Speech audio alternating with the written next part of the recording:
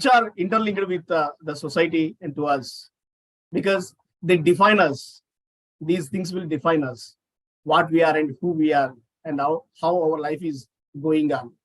So it's very crucial for our growth. It's very crucial for our survival, because we know that there is work, but whether that work is justifying or supporting their financial needs or not, that's a different matter. So that's why today we have eminent guests. Here today we have eminent Dame Dr. Muni from USA, who's a Hollywood celebrity coach, philosopher, philanthropist, best-selling author. All the way she joined from USA, having her excellent presence here. It's so great. And Mickey Di Gulati ma'am from Canada, very powerful lady. The way she runs her organizations in Canada, really it's commendable. And having her presence on this special day, really it's so great. And all the keynote speakers, all the panel speakers who are going to present today on this SDG, right? They are going to leave a mark. They're going to leave their mark on this topic. And we'll end with a beautiful insights on this special day. So once again, a beautiful day, a successful day in World Peace Summit.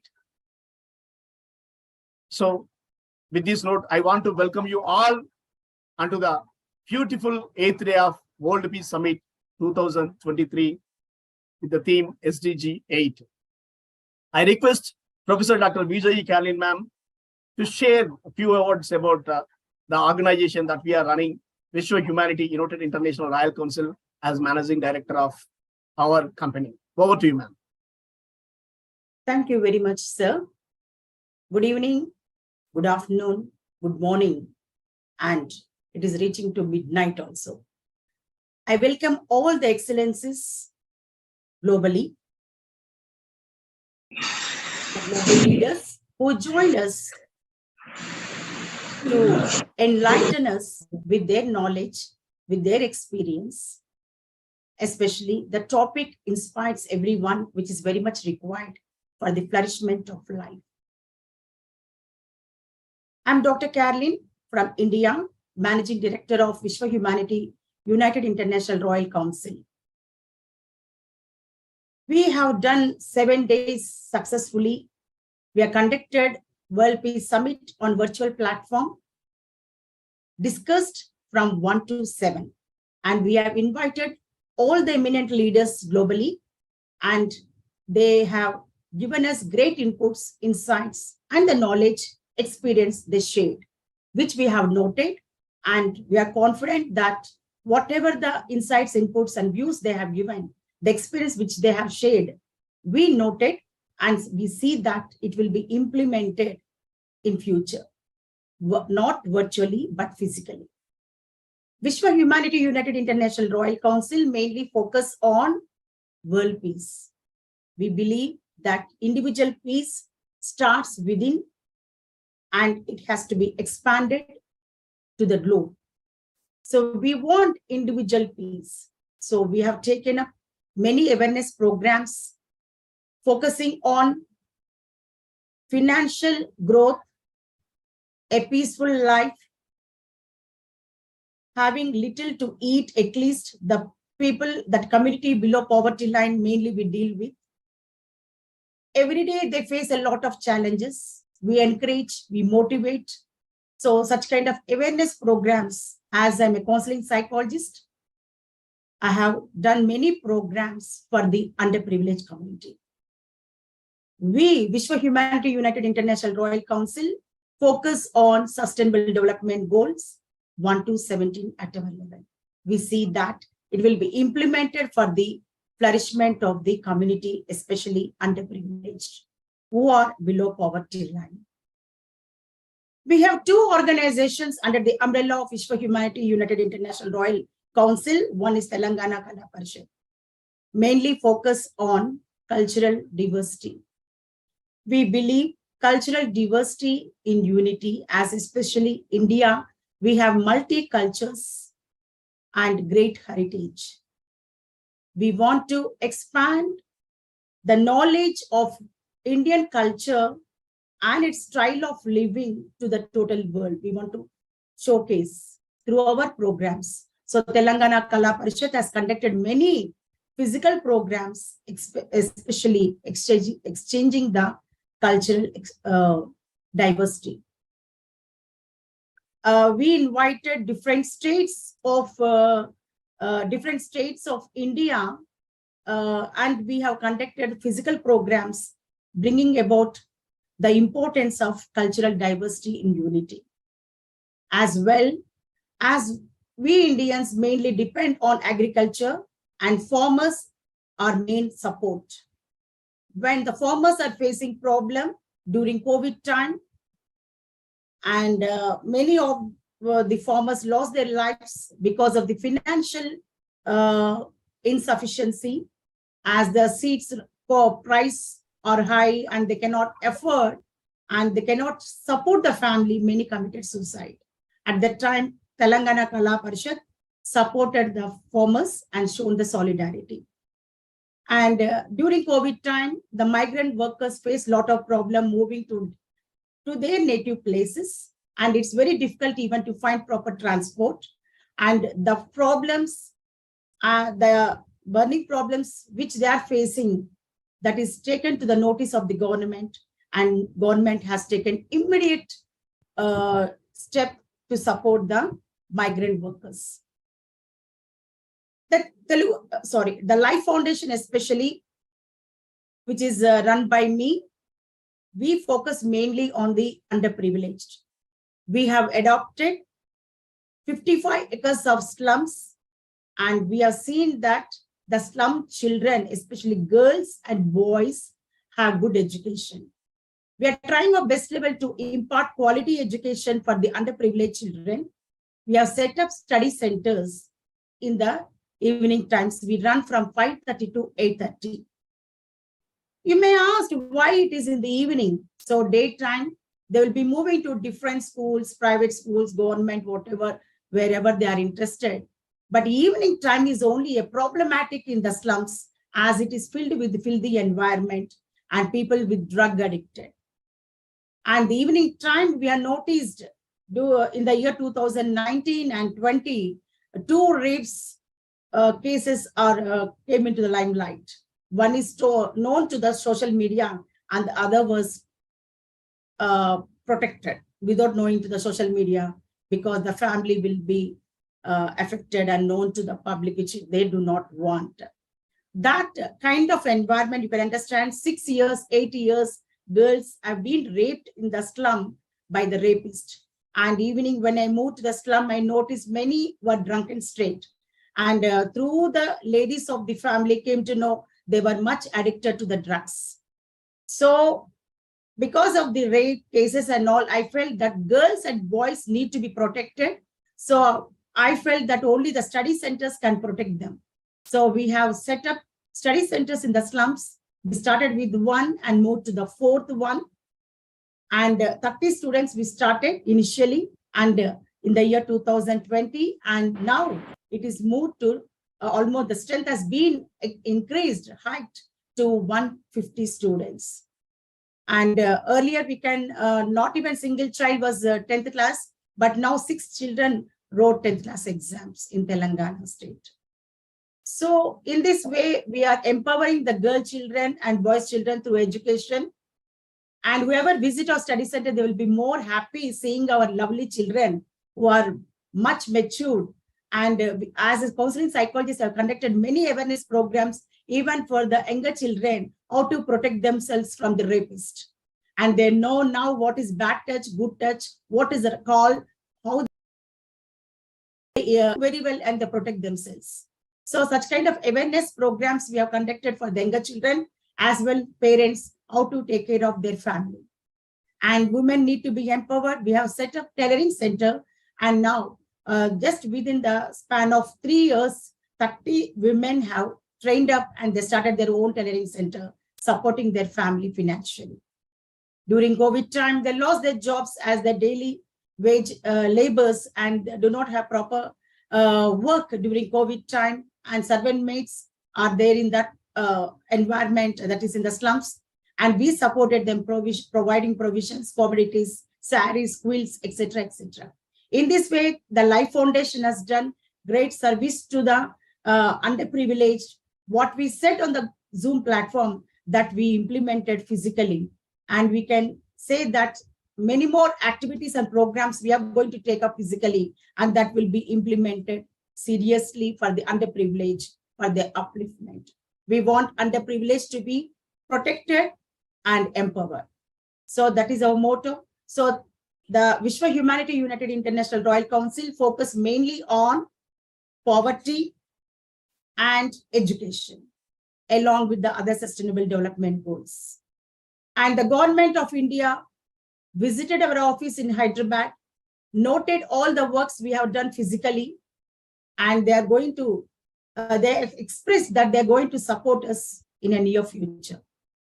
We are expecting good projects from the government of India, and we are going to take up with the collaboration that is from the international organization collaboration.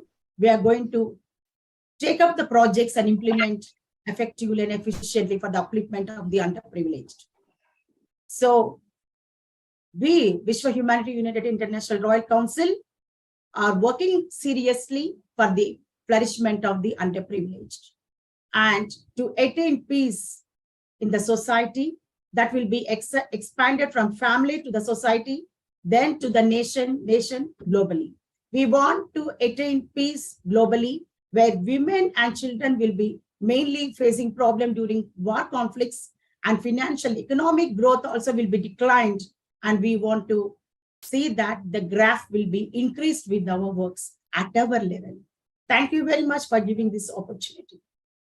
Thank you, ma'am. Thank you so much for the beautiful interpretation of the services done by Vishwa Humanity United International Royal Council, Telangana Kala Parishad, and Life Foundation. These three are one under the Royal Council banner. Really a beautiful services that are being done.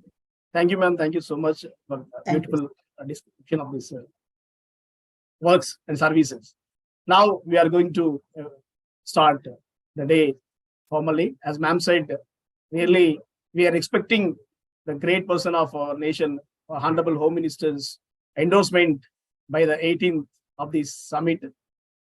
Already we have received so many endorsement nationally and internationally. Not only endorsement from Honorable Home Minister, we are planning to meet Home Minister, Prime Minister and President of India as soon as possible. Actually, earlier some inquiries were made and we got clearings, but by the time we meet, due to some pandemic or some other issues, they were getting postponed. We are expecting after this pandemic, certainly we do get what the appointments and we meet, we are thinking so. And we wanted to represent the first thing, and we wanted to promote sustainable development goals. This is what we take into the consideration of Government of India. Hope it can be done soon. Thank you, man. Thank you so much. Now we start the program officially. We have all our dignitaries having Her Excellency Dr. Muni here. We are feeling so happy. And my dear brother, Dr. Tarun Tiwari, Mr. Tarun Tiwari has joined. He is a philanthropist, philosopher, JHO Foundation founder and president. He is a producer. He has been doing lots of work for the welfare of society. So today he is going to run the show because he is chairing the program. Last year he, along with our beloved Anita ma'am, they both done a commendable job. Almost 50% of the sessions were chaired by these two. So now, once again, he is back because this is a bit busy, but now he is back and he is going to chair the event. Mr. Tarun Tiwari, brother, over to you. Thank you. Thank you so much, Honorable Dr. Rao ji, my brother, for your love, support, and faith on me. First of all, I would like to congratulate and I want to thank all the change makers available here, especially all dignitary chief guest, Madam Mori and Madam Mickey. As we are discussing global peace and SDG today, SDG 8 is the today's theme, and we are going to discuss about the decent work and economic growth. So before any delay, I would like to introduce our chief guest, Dr. Muni Ironi, from not a woman activist. She's CEO and founder of Art for Peace Award. She is a philanthropist. She is the author of best-selling book Get Balance. She is a celebrity coach, and she is a versatile woman with multiple talent. So I would request Honorable Excellency to please ignite the platform with your kind words. Hello, everyone. Good night for someone and namaste. Pranam, Ram Ramji, Om Namah Shivaya. Om Salam Namah alaikum. Shivaya. Very nice. Ni hao, bonjour. Everybody's here, right? But my pleasure to be here today. I had a really, really tight schedule. That's why I was multitasking while I was waiting. Anyway, my pleasure to be here. This is my subject, world peace. I have done a lot of work on world peace, Korean peace, lifting sanctions from Turkey. I'm creating jobs, tourism, and healing. There is no peace unless we have jobs created. So every country, this trip, I have 8 countries I'm visiting. So India as well, I have bought some funding for India, and I'm planning on opening probably 4 projects. So I'm looking at least maybe minimum of 1,500 plus jobs are going to be created right in India. And this is a lot of work, but I'm gifted with this. I'm the cultivator of wealth. I'm gifted. It's my natural thing to do. So world peace will come from me. I am responsible for whatever happens out there. So I live a very peaceful life. Physical, mental, emotional well-being is the key. And world peace will come when we are all healthy and fit as well. Okay, so I'm living an optimum life. Everything I do is optimum. You see, my skin, I take care. My teeth is no cavity. Everything I have is me. I don't go to the doctors. This is also part of my peace. Peace starts from me. So I think self-sustainability is very, very important. People are talking about it, but they don't know how to cultivate. So on my table, everybody exists. I don't exist. And that's why everything comes from my work, because when you don't exist, other can exist on my table. So from here, I will be going to Liberia, then from Liberia to Egypt to Nigeria, presidential inauguration, from there to Uganda. So I have all these countries I'm creating. Wow. I have so many huge jobs are going on. So all of you who are listening to me, if you have a project that's completed and you have it, talk to me. Perhaps I can assist. But most of my work is done with the government, including in India, the finance minister, Mr. Modi, and World Bank. So I need these people to work with me so I can do what I have to do. And this is why I'm here in India, extended for this reason. I was in Shillong. I will be doing a lot of work in Shillong because it's a beautiful area. People are hardworking, and it's very nice temperature too. The weather's nice, no smoke, nothing. So I'm looking forward for at least 4 projects, big one I'm bringing, God willing, to Shillong. So all of you, if we all work together, it's not just, see, everybody comes and talk about a world peace. What world peace anyway? I must have that peace in me. Can I live a peaceful life? So I have gone to so many world leaders, very good popular speakers, but there's nothing here. So can we create our heart energy to be peaceful here? So as you're peaceful here, I think peace will spread. People come next to me, the life changed. They become, I don't know what happens, the magic happens, that's all I can tell you, because we all energy connecting with the universe. So when you have positive energy and you serve people, it rubs off on other people too. That's why to keep your peace, I think everybody should think about keeping your culture, keeping your tradition, keeping your language. I spoke at the Northeast University in Shillong. They have 100,000 students. The longest conversation I had in the school, 4.5 hours of conversation. Q&A, professors and students. And even after 4.5 hours, nobody was leaving me. They had all kinds of questions on it. So my targets with my book is important because I have recipes there. I think you have a lot of Indian people here. Look, I'm in India. I cannot find vegetable. How do you like that? Everything is fried. That's why people are having serious health issues here.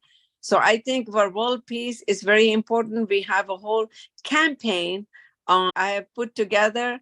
Even your biryani I made is better than your biryani because everything is fried. They don't know what they're eating. So they're getting their calories from fried food. You see, this is, you cannot eat this food every day. I'm having hell of a time. So I'm making my smoothie. That's why I have this suite here where I can have my smoothie. I'm putting my things together. So I think India should have a whole campaign on how to prepare Indian food healthy. So they can eat. And most of them are malnourished. They say vegetarian, there's no protein. Protein is lacking because when they eat dal, they eat like this much. When I eat this much because I'm very physically active. So I make sure that I have protein. So whatever you need to do, if you don't have to be a vegetarian to be healthy.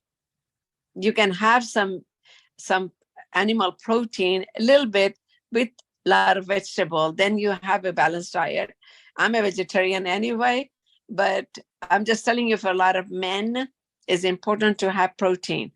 So this is why I'm here. Physical, mental, emotional well-being will bring world peace. So I have impacted thousands and thousands of youth around the world with my living or how I live. I'm not preaching. So you guys can visit Art for Peace Award, ART, number 4, Peace Awards YouTube channel. I put together almost 70, 80 videos. I have a lot of stuff, what I eat, what I do. So I think world peace will not come unless we all accept diversity. Absolutely. Diversity is a big issue in around the world. People have everybody pushing to convert them into their own faith, except one. The Jewish people will say, please don't convert. Don't convert into our religion. But it's very important, leave them alone and let them be who they are. You see, you go to Dubai, you see 400 some languages are spoken. You can practice whatever faith you want. This is called democracy. You can push people to become like you. It will be so boring. You imagine the whole India become Hindu. All the India. They're still going to be fighting. What kind of Hindu? You're this Hindu, you're this Hindu, you're this Hindu. They're still going to be fighting. So diversity, there's no end to diversity. You go in the park, you see different flowers. It looks more beautiful because diversity is created by the universe already. The Almighty already have created diversity. So can we accept who you are and just love you who you are? Can we do that? So I want you to reach out to your neighbor and say, my heart to your heart, love and peace. And we are one. Thank you so much for having me. Wow. Beautiful, madam. Thank you, Excellency. Thank you so much. Last year, we had a meeting about projects and all, but due to our commitments and your commitments, they were not fulfilled. But anyway, this time we met, and really we are honored, Excellency. Whenever you are in India, you message us where you are. Is Hyderabad, Telangana is far away from Delhi. But anyway, there will be a day when we meet very soon. Surely we collaborate and we work together on some platforms. So, Professor Dr. Vijay Kalan, ma'am, over to you about the feedback of Her Excellency. Yeah. Delighted, ma'am. The words are so inspiring. Every word is heart touching. It's very important. Yes, the creation itself spoke about the diversity. It's very important. So cultural diversity and living diversity, the living organisms we find different in nature. So diversity is very important to lead a prosperous life. As you said, peace starts within, ma'am. So we need to be peaceful with our attitude, behavior in all aspects. Then we can communicate with our neighbors with love and affection. That will be carried on globally. So what you said is right. And we are looking ahead for good projects from you, ma'am. As my brother said, so we will meet you and we'll discuss how best we can collaborate and for the betterment of the society. Thank you very much, ma'am. We are honored. Tarun Tiwari, brother, we don't disturb you. Sorry. Over to you, brother. Madam deserved this much, Yes. more. Because we specially invited her, and she Yes, was, in spite I of her also- busy schedule, Yes, she brother. accepted and she was And here. we are so fortunate that we have this kind of great lady, great mentor, great guide with us.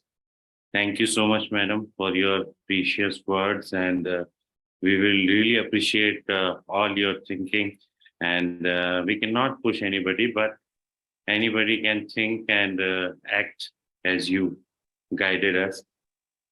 Thank you so much, madam. Friends, today after madam, we have another great lady from Canada. She is also our chief guest today. She is director at Design Academy of Drama for Film and Television. She is member of Conservative Party of Canada and ICCC. Honor Design 800 Beauty School, 8,000 Beauty School. This is something unique, and we are so excited to welcome Honorable Excellency Miki D. Gulati, madam. Welcome, madam. Thank you so much for your kind words, and thank you, Dr. Raja and Dr. Caroline, for that wonderful introduction as well. And I'm indebted to Wish for Humanity United International Royal Council for this wonderful opportunity. I understand that world peace is lacking in the world, but peace comes from within as well. But for some people, a decent job and economic growth counts as world peace. So let's, moving on to the topic, let's just take a look at some of the decent work and economic growth are important goals for any society.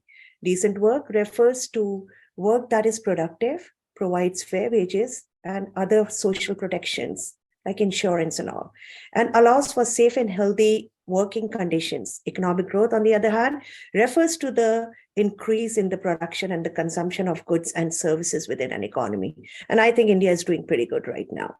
To promote decent work and economic growth, it is important to focus on the policies and initiative to create the employment opportunities, provide education and training to prepare the workers for changing the economy, and promoting entrepreneurship, which we do at our academy as well, and innovation, which is very important. Don't stick to the old rules and regulations. Just bring some change by innovating different, scenario.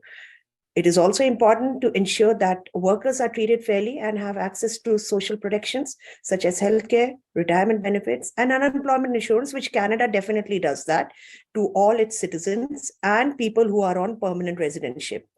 Furthermore, addressing the gender pay gap, women getting paid more, men getting paid less. In some countries, men are getting paid more, women are getting paid less. Promoting diversity and inclusion and combating discrimination in the workplace can also contribute to the achievement of decent work and economic growth.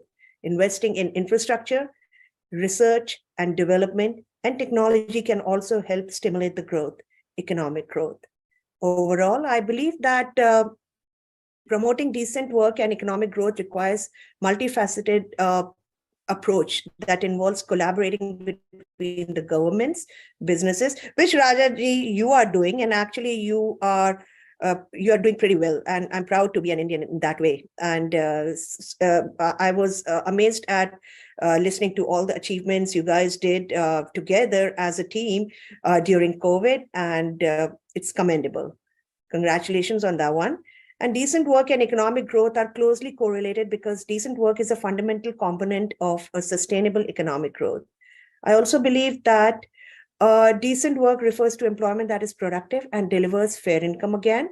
In addition, decent work can promote economic growth and productivity, and it can also, bring higher profits to local businesses and increase economic growth overall. On the other hand, there's a lack of decent work opportunity. It can lead to poverty, inequality, and social unrest, which can ultimately hinder economic growth. Therefore, promoting decent work is very. I would like to cover some of the statistics here for decent work and economic growth, which say the employment rate is the percentage of the working age population that is employed. According to the International Labour Organization, 4% in 2020, and down from of the labor force that is unemployed but actively seeking employment. The global unemployment rate was 6.3 in 2020, up from 5.4% in 2019 due to the impact of COVID-19. Again, informal employment, which we usually do. Informal employment refers to work that is not regulated by labor laws and covered by social protection measures. According to the ILO, 61% of the world's employed population works in informal economy, with the highest rates in Africa and Asia. Youth unemployment is particular concern because it definitely hinders their mental growth and mental health as well. Can lead to long-term effects on career prospects and economic growth.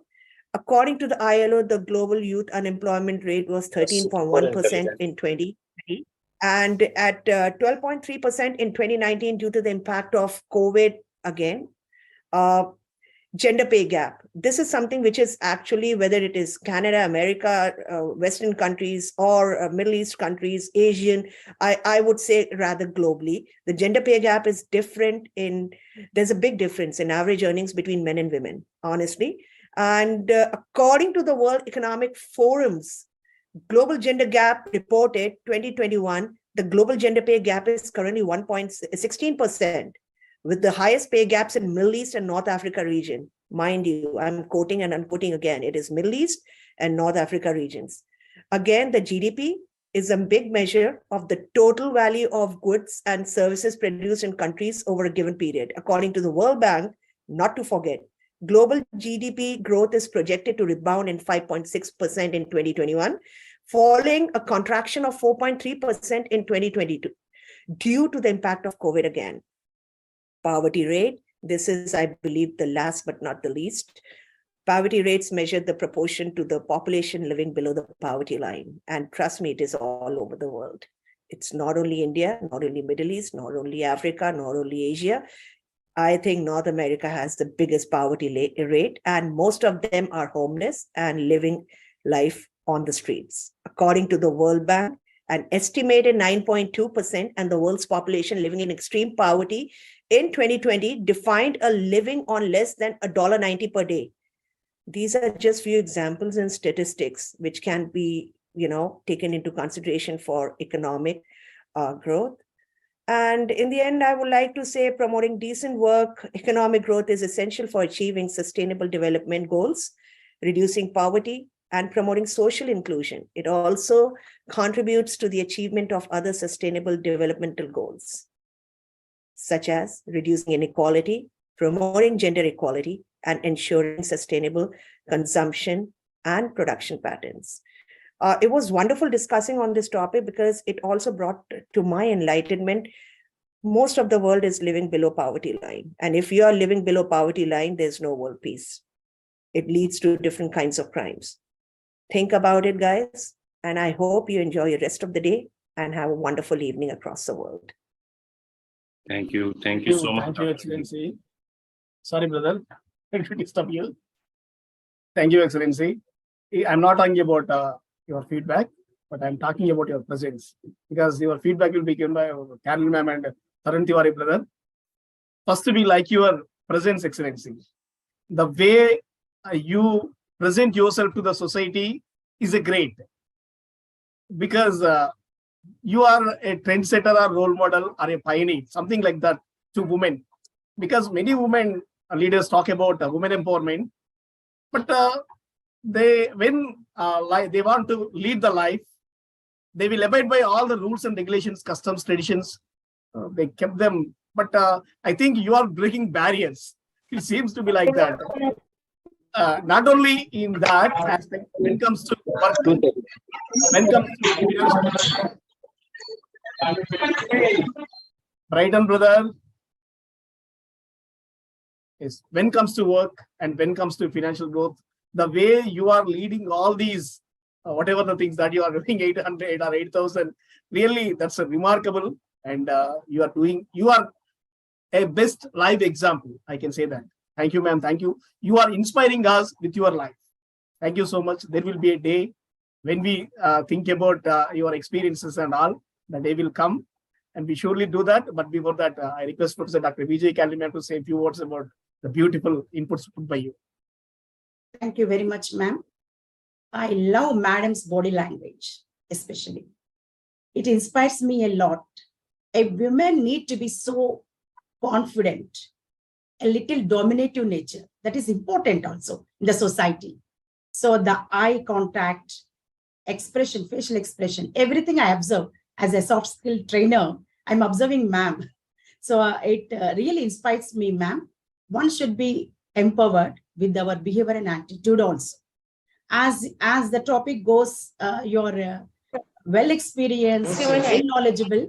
So definitely your inputs, insights, and knowledge which you have shared is commendable, ma'am. Thank you very much. Over to you. Yes, thank you. Thank you so much, Honorable Excellency. Peace definitely it comes later, fulfilling basic need and financial worry. And you already proven woman leader. You're empowered woman. So when we listen something from lady like you, we must admire that, and we really appreciate, madam. Thank you so much. And now, as we have one more leading lady with us, as today everywhere ladies are leading, we can see many nations, like India, we have Draupadi Murmu madam, and many other countries like Bangladesh, many big nations where leaders are women, and definitely they are changing the world. So we have very special guest, Dr. Naira Radwan from Saudi Arabia. She is a quality assurance officer for the PhD program, associate professor, mechanical department, faculty of engineering. So, madam, we would love to hear something from you on today's theme, SDG 8, decent work and economic growth. Thank you for the and greetings all. Good afternoon, good morning. Good afternoon from Saudi Arabia. Actually, I'm Egyptian, but now I'm living in Saudi Arabia and working there. I'm associate professor and the quality assurance officer for the PhD program in King Abdulaziz University in Saudi Arabia. I'm also associate professor in the mechanical department, faculty of engineering in Suez Canal University in Egypt. I'm so happy to be with you today. Thanks for all respected speakers, for all audience that I have this chance to be with you today. Today I will focus about a very important issue about the SDG 8, which is some ideas to achieve this goal. But please give me the chance to give a simple introduction about what the meaning of Sustainable Development Goals. The Sustainable Development Goals are a set of 17 global goals adopted by the United Nations General Assembly in 2015 as part of the 2030 Agenda for Sustainable Development. These goals are designed to provide a universal framework for countries and stakeholders to work together towards more sustainable and equitable world. The Sustainable Development Goals cover a range of issues related to social, economic, and environmental sustainability, including poverty, hunger, health, education, gender equality, clean water and sanitation, affordable and clean energy, decent work, and economic growth, which is our target today. Also, industry innovation and infrastructure, reduce inequalities, sustainable cities and communities, responsible consumptions and production, climate action, life below water, life on land, peace, just and strong institutions, and partnership for the goals. All these goals are designed to be interconnected and holistic, recognizing that progress in one area can have a positive impact on the other areas. The goals are also inclusive and inclusive with each other, with an emphasis on engaging all stakeholders, including governments, civil society, private sectors, and individuals. These goals aim to provide a roadmap for sustainable development that is integrated and balanced, recognizing that economic, social, and environmental sustainability are interdependent and mutually reinforcing. By working together to achieve these goals, countries and stakeholders can help to create a major equitable and sustainable world for all. Now, let us focus about Sustainable Development Goal number 8. Sustainable Development Goal number 8 refers to the goal number 8 for among these 17 goals. It aims to achieve higher levels of economic productivity through diversification, technological upgrading, and innovation, including through a focus on high value added and labor intensive sectors. It also promoting policies that support job creation and entrepreneurship, especially for women and youth, and reducing informal employment. It also focuses about improving access to financial services and markets for small and medium-sized enterprises. It also ensuring safe and secure working environments for all workers, including any types of workers in any age, and promoting decent work conditions. It also focuses about combating forced labor modern slavery, and human trafficking, and eliminating child labor in all its forms. Another target, it is protecting labor rights and promoting safe and secure working environment for all workers, including those in the informal economy. SDG 8 also recognized that economic growth and employment are critical for reducing poverty and achieving sustainable development. However, it also emphasizes the importance of ensuring that economic growth is inclusive and sustainable, and that all workers have access to decent work and fair labor conditions. So let us focus about why this goal is important globally. Actually, this goal is important globally for many reasons. It is important because it addresses the fundamental issues of economic growth, employment, and decent work for all. Economic growth and job creation are essential for reducing poverty, promoting social inclusion, and achieving sustainable development. By promoting sustained, inclusive, and sustainable economic growth, this goal can contribute to achieve a range of other goals, such as reducing inequality, improving health and education outcomes, and promoting sustainable consumption and production patterns. The importance of these goals also come from that it emphasizes the importance of decent work for all, which includes fair wages, safe and health working conditions, and protecting of labor rights. This is important for promoting social justice and reducing inequality. Achieving this goal can also help to reduce vulnerability of workers, especially in developing countries, to economic shocks and social crises such as the COVID-19 pandemic.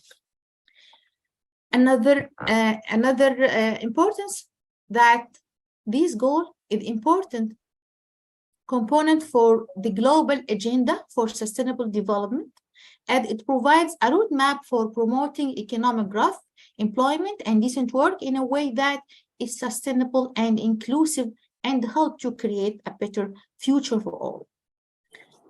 Actually, we have many challenges to achieve this goal. The most important challenge are achieving this goal, which focus on promoting sustained, inclusive, and sustainable economic growth, employment, and decent work for all, is a significant challenge that many countries face. Some of the major challenges are economic inequalities, informal economy, youth employment, gender inequality, climate change, and lack of investment. Overall, achieving this goal requires a comprehensive approach that addresses these and other challenges, including policy changes, investment in education and infrastructure, and social protection measures, among others. Finally, let me introduce some ideas to achieve sustainable development goals by the year 2030. Some of these ideas are: number one, promote entrepreneurship and support small and medium-sized entrepreneurs, which should be done by governments. Governments can provide financial support, training, and mentorship to enterprises to help them grow and create jobs. Another idea, to invest in education and vocational training by providing education and vocational training opportunities, which can help individuals acquire the skills and knowledge necessary to secure good jobs and contribute to economic growth. Idea number three, to encourage private sector investment. Governments can create a favorable business environment that attracts private sector investment, which can help to create and stimulate economic growth. Idea number 5, address gender and youth employment gaps. This is going to be done by governments. Governments can implement policies that promote gender equality and youth employment, such as increasing access to education and training, providing a child care support, and eliminating discriminatory hiring practices. Number 5, improve labor market information system. Government can improve labor market information system to provide timely and accurate information in job opportunities, skills in demand, and labor market trends, which can help job seekers and employers make more informed decisions. Another idea, address informal employment. It could be done also by governments, which can develop policies that support informal workers, such as by providing access to social protection programs and promoting formalization. Another idea, eliminate child labor and forced labor. Government can enforce laws and regulations that prohibits child labor and forced labor and promote decent work conditions for all workers. Another idea, invest in infrastructure. It could be done by invest in infrastructure such as roads, energy, and water supply, which can help to stimulate economic growth and create jobs. Another idea, promote sustainable tourism. Government can promote sustainable tourism that generate economic benefits while preserving natural and cultural resources and promoting local employment. Finally, support innovation and technology transfer. It can be done by promoting innovation and technology transfer by supporting research and development. It could be done in our universities, in our labors. Also by investing in infrastructure and providing incentives for private sector innovation. Thank you all for your attention. Thank you. Thank you so much, Honorable Excellency. Thank you for all your ideas. I would like to tell our President, Honorable President, Madam, for a few words. Thank you, ma'am, for joining us. What all the ideas you have put forward in front of us, those are very important and interesting, and that has to be implemented. Then there people will be having society, community, nations will be having a financial growth and also a peaceful life they can lead, as you said. And especially innovation and technology will be playing a great role for the betterment of the society and the nation and the world. That is very important. So being a mechanical associate professor, definitely your ideas are appreciable and inviting. Thank you very much. Thank you, Madam. So after three great ladies from USA, Canada, and Saudi Arabia, we have one change maker man also with us. He is Brother Raymond from Philippines. He is accredited competency assessor at Technical Education Skill Development Authority, TESDA. So we would like to hear from you, brother. Welcome. Thank you very much, Dr. Taron Tiwari. And good evening, everyone. A pleasant day and mabuhay from the Philippines. My name is Raymond Banzuela, and I am one of the accredited competency assessor under the Technical and Vocational Education Skills Training here in our country. And it is a great honor for me to be one of the speakers today at your prestigious event.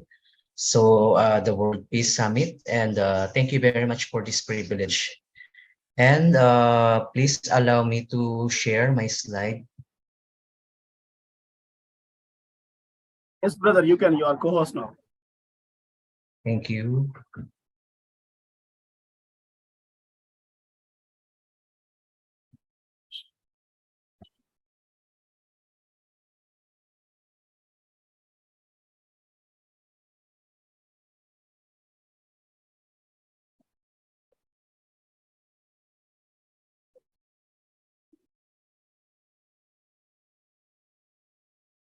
Can you see my slide? Yes, brother, perfectly. All right. Okay. All right. So, leave no one behind is the official motto of the United Nations. We all know for the Sustainable Development Goals, and it served as the guiding principle of all world leaders of 193 countries in solving the most pressing problems of today. And one of these goals is to promote sustained, inclusive, and sustainable economic growth, full and productive employment, and Hey, ayan, all right. So this means that economic growth should be positive force for the whole planet. And this is why we must make sure that financial progress creates decent and fulfilling jobs while not harming the environment. So we must protect labor rights and once for all puts a stop to modern slavery and child labor. So if we promote job creation with expanded access to banking and financial services, we can make sure that everybody gets the benefit of entrepreneurship and innovation.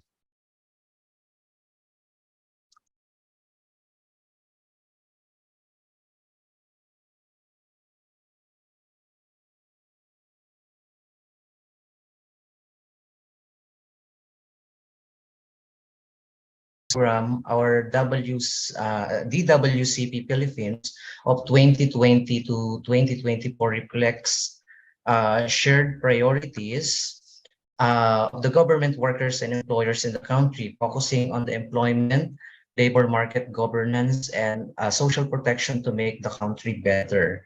So the ILO assists its member countries in developing the DWCP in ways that are appropriate for their national, social, and economic development priorities in order to help move towards making decent work a reality and to sustain tripartite efforts in ways that are appropriate for them. So the DWCP's priority are consistent with the Philippine Development Plan and the Ambition Natin 2040, and it is also based on the Sustainable Development Goals and the United Nations Partnership for Sustainable Development, and both of which emphasize leaving no one behind. And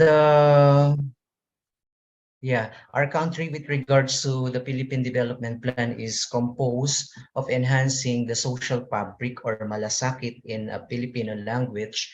And to achieve this, we have to ensure people-centered, clean and efficient governance, pursuing swift and fair administration of just and of course promoting our Filipino culture and values. And then another initiative of the Philippine Development Plan is to inequality reducing transformation or pagbabago in our native language. And this has to ensure expanding economic opportunities in agriculture, forestry, and fisheries, expanding the economic opportunities in the industry and services through trabaho and negosyo or job and business, accelerating the human capital development, reducing vulnerabilities of individuals and families, and of course, building safe and secure communities. So increasing growth potential or patuloy na pag-unlad is also the goal of the development plan, which composed of reaching for the demographic dividend and vigorously advancing science, technology, and innovation. And furthermore, other things here is enabling and supportive economic environment, which comprises of ensuring sound macroeconomic policy, and leveling the playing field through a national competition policy. And lastly, the foundation for sustainable development, and this has something about attaining just and lasting peace, ensuring security, public order and safety, accelerating infrastructure development, and of course, ensuring ecological integrity, clean and healthy environment. So how can the Philippines achieve this, including here in our development plan is the implementation, of course, and monitoring. So the coordination among government agencies, the private sector, the civil society, and the development partners is required for this project to be implemented. So the coordination's efficiency is determined by adherence to intended outcomes, whereas the is measured by the extent of improvement in the quality of life of Filipinos, particularly the poor and marginalized. So using data from the Philippine Statistics Authority, the National Economic and Development Authority, or NEDA Secretariat, will monitor the headlines indicators at the national and the sub-national levels, including the real gross domestic product growth, real per capita income growth, poverty and subsistence rates in both rural and urban areas, and of course the employment outcomes. And through the collaboration with the implementing agencies, NEDA will also prioritize and sequence strategies, policies, and programs, including proposed legislation, in addition to the annual socioeconomic report. This will be reported to the appropriate NEDA board committees, cabinet clusters, and the interagencies committees. All right, so by 2040, the life of all Filipinos is expected to enjoy a strong, rooted, comfortable, and secure life. So strong-rooted meaning Filipino families live together. There is work-life balance so that there is time to spend with family, even for members who work. On weekends, families and friends enjoy time together in parks and recreational centers. And it is a high-trust society with a strong sense of community. And there are volunteer opportunities, and Filipinos spend time to serve the community, help others who are in need, and contribute to the various causes. Comfortable in a sense of no one is poor. So no one is ever hungry. Filipino families live in comfortable homes with the desired amenities and secure tenure. Families and friends are within reach because transport is convenient and affordable, and they can take a vacation together with within the country and abroad. So children receive quality education so that they realize their full potentials and become productive members of society. So decent jobs that bring sustainable income are available, including opportunities for entrepreneurship. And of course, they feel secure over their entire life. They expect to live long and enjoy comfortable life upon retirement. And there are resources to cover the expenses, and there are savings. They feel safe in all places in the country. Filipinos trust their government because it is free of corruption and provides service to all its citizens equally. So that's the ambition of the Philippine government by 2040. Sorry. All right, so TESDA, to which I am accredited and affiliated, has shared their milestone through this National Technical Education and Skills Development Plan, or NTESDP milestone of 2018 to 2022, which expresses and highlights the most notable policies, programs, and projects implemented by the Technical Vocational Education and Training, or TVET sector, in pursuit of the plan's objectives. As part of its mandate under TESDA Section 21 of Republic Act 7796, TESDA collaborated with key players in the defense sector, the government, the industry, the labor sector, the academic sector, the national government organizations, and even learners. Of course, to develop and implement this comprehensive plan for the Philippine Tibet. So the milestone report details how the plan's objectives were translated into concrete policies and programs in a concerted efforts to prepare our learners and workers for the challenges of an ever-changing world. The report also highlights achievements in leveraging Tibet for social inclusions and poverty reduction by increasing Filipino employability. So the milestone also include how the Tibet sector responded to the challenges posed by the fourth industrial revolution and of course the COVID-19 pandemic. So TESDA has continued to adapt and implement various strategies in order for the Tibet providers and the sector as a whole to capitalize on opportunities and overcome challenges, allowing the learners, the communities, and the economy to become more resilient in the post-pandemic digital age. All right. So,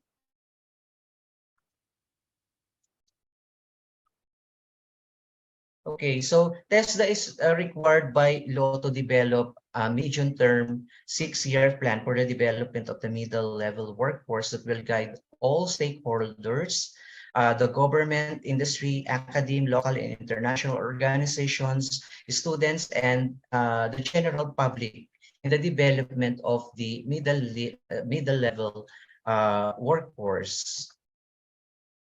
And then, right? Yeah.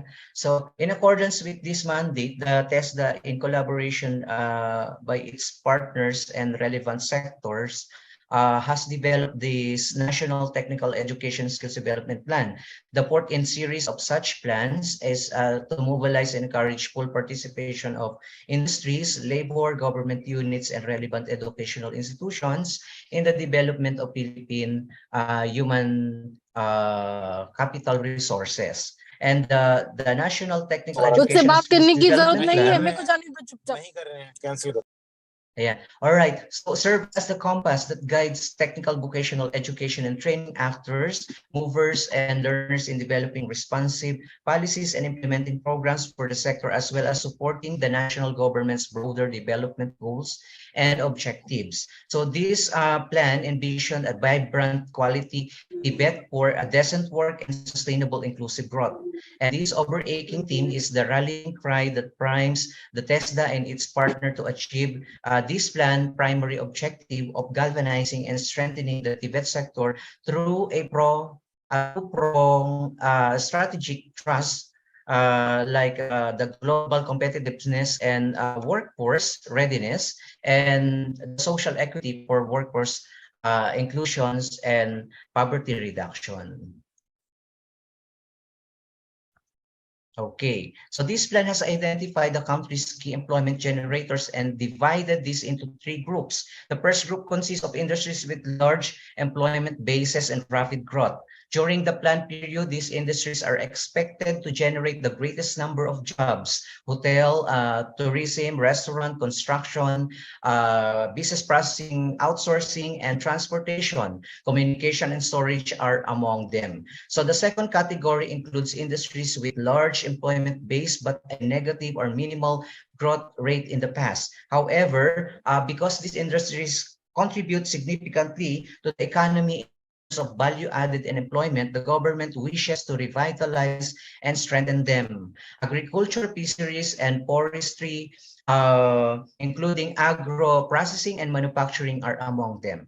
So food manufacturing leads the way in this category, accounting for 40% of manufacturing gross value added. Then comes electronic, which accounts for half of the Philippine exports. And the third group is composed of industries in health, wellness, and other social services with high growth rates and good economic multiplier effects. So this plan has identified problem areas that challenge the Tibet sector. Experts believe that rapid technological advancements will render many jobs obsolete.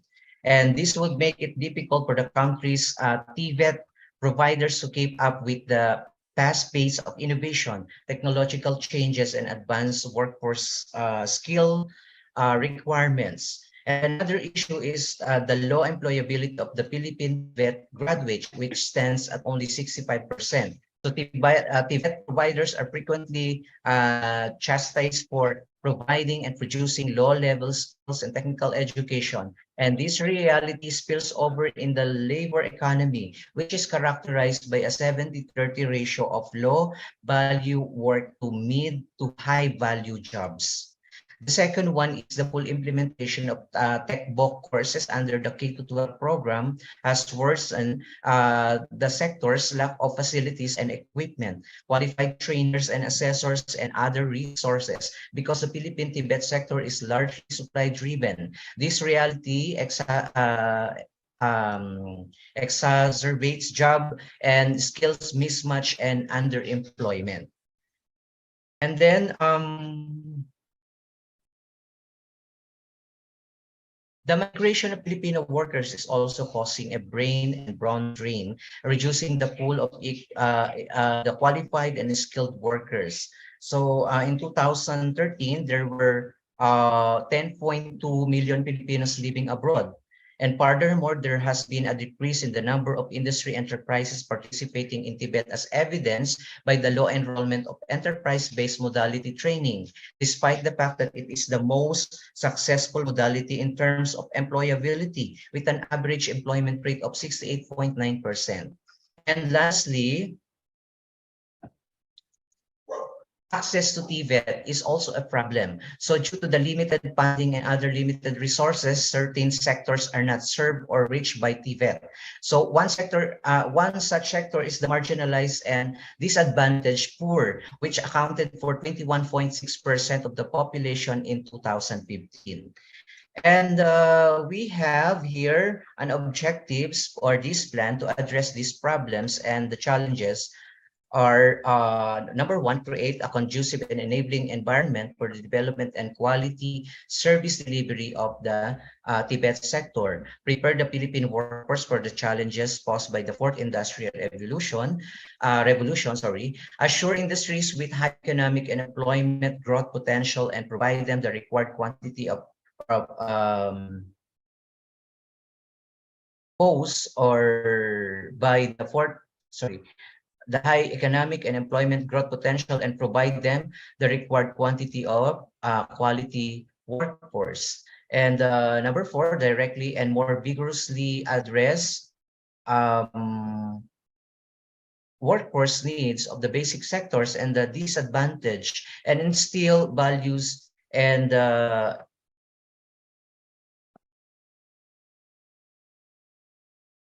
integrity in the conduct and delivery of the TVET in the whole sector.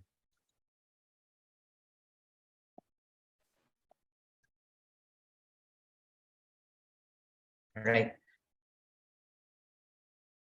So the accomplishment of this goal has been recognized to pave way for the changes in how the Philippines should view the world of work, and as well as influence and create new ways of thinking, learning, and working. So the TESDA recognizes that a more knowledgeable and skilled workforce, innovative and sustainable approaches, globally competitive standards, and ease of access and mobility for TVET stakeholders are all required in today's world of work.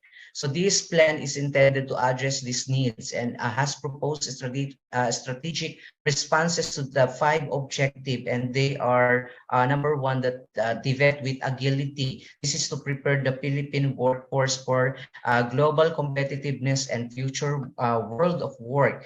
TVET with scalability, deliver high quality, job ready, quality workforce, and of course, TVET with flexibility and sustainability for social equity and economic inclusion. And these strategic responses are relusively supported by the organizational initiative such as the Tibet with conducive and enabling environment for development and quality service delivery, and Tibet with integrity to instill sector credibility and client confidence. So these responses are intended to enable Tibet to remain vigilant and adaptable to sector changes.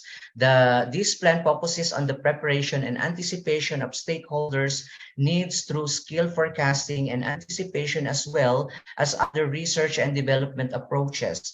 Close engagement with clients to keep pace with their demands for the workplace and to be responsive to societal needs in general, and the development of a comprehensive, inclusive, and equitable service delivery to all Filipinos. So in order for the sector to remain relevant, so the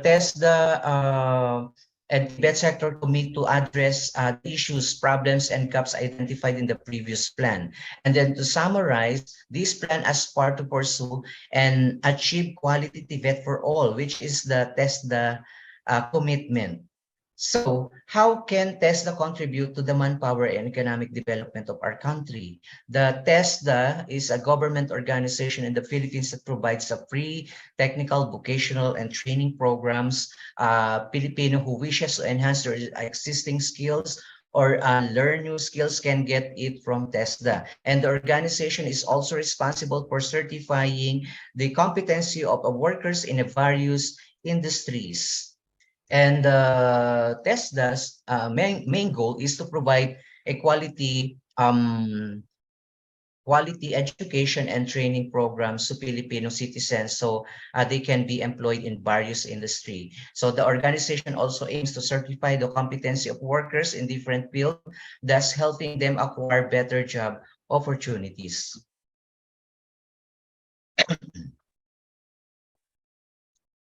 All right. So as of now, based on the 2019 survey of the Philippine Statistical Authority on Target 3 of Sustainable Development for Quality Education, the Philippines has been providing millions of people already with access to technical and vocational education, with 2,385,473 enrolled in VET courses, while the graduates here are 2,252,208. And if we compare the passing rates in the professional licensure examination, the certification rate of Tibet reaches 92.4%. And also due to the in-demand vocational courses, there are more Filipinos who are interested here because there are many opportunities they can get. And recently, in January 2023, the TESDA management issued a statement of the preliminary report of their study on the employment of Tibet graduates. And it was announced that 8 out of 10 TechBook graduates were hired, given that Tibet sector an employment rate of 84.72%, and this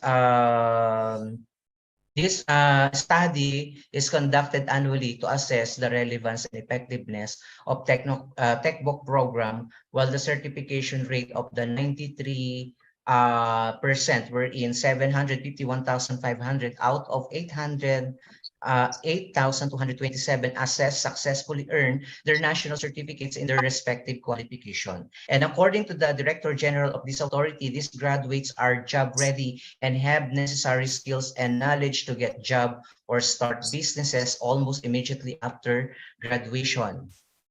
So as a quality assured organization, TESDA kept its ISO 901-2015 certification and its core processes, which includes standard development, program registration and assessment, and certification.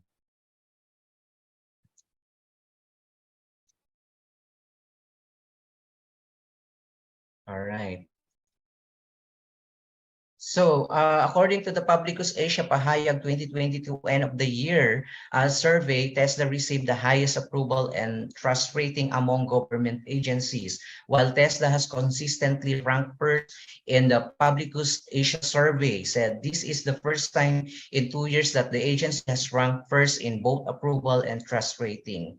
And this accomplishment can be attributed to the policies and a strategic program pursued by the agencies for the TVET sector in accordance with the true from strategic trust of the National Technical Education and Skills Development Plan. And Tibet for global competitiveness and workforce readiness, and Tibet for social equity and poverty reduction.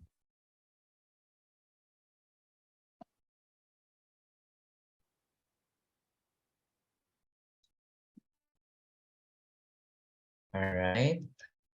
So as you can see in my slide, this is the training that I provide in our institution. Whereas as a Tibet trainer, I ensure that all of my learners can adapt what they should learn in order to be prepared for societal challenges, whether local or international. And I guarantee that all of my instruction will be in accordance with the TESDA designated training regulation, which has been agreed upon by the industry, academia, and government.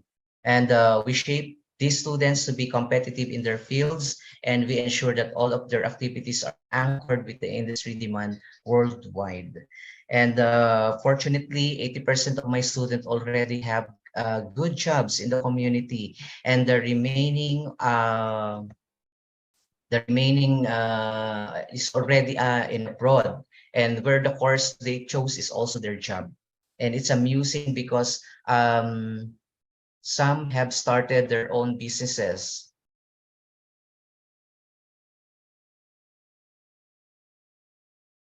All right, so such as restaurant and event management services.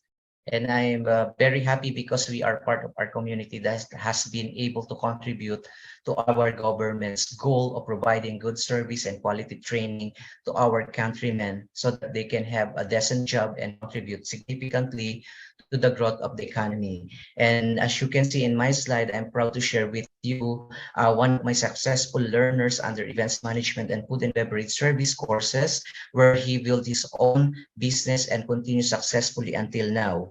And his clients are many and enjoy his service. So everything he learned in our training, he applies until now, and he is really thankful that he had the opportunity to study for free in our school through the scholarship fund of TESDA. And apart from the tuition fee, he also received while studying his daily allowance. So the services he caters are different types of occasions, such as wedding, birthday, debut, baptismal, etc. And he also used all the talents he learned when he was still in training, such as flower arranging, different balloons making, or different balloons design, table setup, napkin folding design, linen sorting, etc. And this student of mine started with a small investment until as his clients increased and his income grew. So he gradually brought his things to increase the supplies, tools, and furniture that he could use on a bigger occasion. All right. Brother, concluded, brother. Please. So I hope I've been able to share some of the issues and concern here in our country and community, as well as how we're improving it to achieve the expected goal, particularly in obtaining a decent job and contributing significantly to the country's economic growth. So let's join our hands together and let's help each other to fight poverty and hunger by providing effective, efficient, and quality education to our youth so that they can have a good future and a decent job, and by helping to lift our economy. So that's the end of my presentation. Thank you very much once again for this opportunity. Thank you everyone for listening. Have a great day and God bless us all. Thank you so much, Dr. Raja Rao. Thank you, brother. Thank you so much. Thank you, Brother Rahman, for your wonderful presentation in fact and figure. It was lengthy, but it was good. Thank you for your valuable time. After four, eminent speakers from USA, Canada, Philippines, and Saudi Arabia, we have two great lady, women change maker from our motherland, India. I would like to invite as a keynote speaker, Dr. Supriya Lamba Sehdev. She is Associate Professor. She is HOD Marketing International Program Manager from Bangalore, India. So welcome, madam. Thank you so much, sir. Thank you, Dr. Tarun Tiwari for giving me this opportunity. And a big thanks to Dr. Raja Rao and Dr. Carolina for having such a wonderful, platform where people from all across the world have joined in. And a special thanks to Wish for Humanity United International Royal Council for having such events in place and the kind of contribution that they are doing to the society. Formally, good evening, good afternoon, and a good morning to all the distinguished guests, ladies and gentlemen. It is indeed an honor for me to be here today on this virtual platform as a guest speaker to discuss one of the most critical global challenges of our time, that is Sustainable Development Goal number 8. As we all know, SDG 8, that stands for Decent Work, Economic Growth, indeed is one of the 17 Sustainable Development Goals set forth by the United Nations long time back in 2015. The goal aims to promote not just sustained, inclusive, and sustainable economic growth, but they also focus on full and productive employment and at the same time decent work for all. Achieving these SDGs, SDG 8 indeed is crucial for the overall well-being of the society. A lack of decent work and economic growth leads to poverty, which we all know, and ultimately it leads to inequalities and exclusions. It also negatively impacts the kind of health, education status that our countries have, and other areas of development that we focus upon today. We all are aware of the economic challenges the world is facing today with the COVID-19 pandemic exacerbating the situation for millions of people around the world. Indeed, as we continue to recover from this pandemic, it is very much imperative on our part that we work together and we create a more sustainable and a more resilient economy that promotes decent work and economic growth for all. The private sector, the governments, the civil societies, and the individuals all have a role to play here in making sure that we achieve the SDG 8. We must work together to promote innovation, invest in education and training, and create decent job opportunities. That, in a way, will provide fair wages and benefits to all. As we move forward in our efforts to achieve SDG 8, we must ensure that there is no one left behind. We must address specifically the gender gap and promote equal opportunities for all, protect the right of workers, and at the same time, we must recognize the importance of sustainable production and consumption, which not only benefits the environment around us, but also promotes the kind of economic growth that we are looking forward to have. According to SDG 8, it is not only a moral imperative, but it is also essential for building a sustainable future, which is for all. And I believe my co-presenter, Mr. Raymond, just spoke about it. And he put it in the right words when he said so, that let us work together toward a world where everyone has an access to decent work, economic growth, and a brighter future. Now, talking about the same, I would like to throw light upon that what exactly this SDG 8 is all about. So all of you know that it is one of the 17 goals that have been set by the United Nations long time back in 2015 as a part of the 2030 agenda under the Sustainable Development. It aims to promote sustained, inclusive, and sustainable economic growth, full and productive employment, and decent work for all. Now, when I look at it from the perspective of peace and SDG, indeed, peace is essential for achieving the SDG 8 as it promotes a more stable and a more secure environment for the economic growth and the development that we're looking forward to have. In countries that are affected by the conflict, or you can say the violence, businesses really can't thrive. And people really cannot have, access to decent work opportunities, like, for example, what is happening right now in Ukraine. Peaceful and stable societies, on the other hand, indeed can attract a lot of investment. They can promote trade, they can create jobs that will really lift people out of poverty. Furthermore, when we talk about SDG 8, it also emphasizes, and it gives a lot of importance to promoting safe and secure working environments, protecting labor rights, ensuring, equal opportunities for all. Peaceful societies can have, for sure, better goal achievement by promoting social inclusion, addressing all sorts of, equalities, and at the same time combating the discrimination which is there. So when we talk about peace and SDG 8, indeed they are interconnected.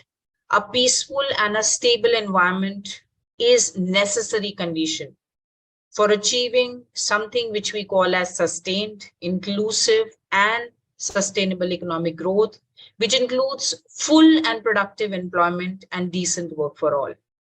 Now, talking about the specific targets of the SDG 8, which are there. So one of them is achieving, higher levels of economic productivity, and that is through diversification, technological upgrading, and innovation. It also includes promoting policies that encourage entrepreneurship, job creation for all, specifically, for women and young people. Keeping in mind that, India has got a good percentage of young people here. And at the same time, it focuses upon improving access to financial services, support the kind of growth that micro, small, and medium enterprises really look forward to have. It also ensures that all the workers have access to safe, secure working conditions, social protection, and labor rights. It indeed focuses upon eliminating any form of forced labor, human trafficking, and at the same time, child labor. And it promotes the development and implementation of policies that support sustainable tourism that creates a lot of job opportunities and local culture and products promotion. Talking about SDG 8 also helps in enhancing the kind of participation of developing countries in the global economy. And that is simply through, enhancing the kind of international cooperation that we can have and the kind of support that we can get from technological transfers and innovation.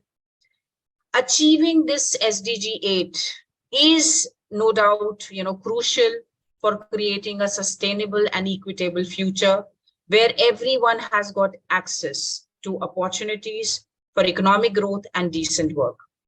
Now, when we talk about this SDG 8, there is, status which is given to countries, keeping in mind the kind of, status they are standing at. Developed countries, when we talk about, have made indeed, a lot of progress towards achieving SDG 8. They have low unemployment rates, higher labor productivity, higher wages. However, when we talk about them, they still face a lot of challenges in reducing the kind of, income inequality that they have, and at the same time, providing the decent work for all. On the other hand, when we have developing countries, they are making strides. They have made progress in achieving the SDG 8. But still, if you ask me, there is still a long way to go when we talk about them, as they face, challenges like the high unemployment rates, high, a lot of low labor productivity, inadequate, social production measures,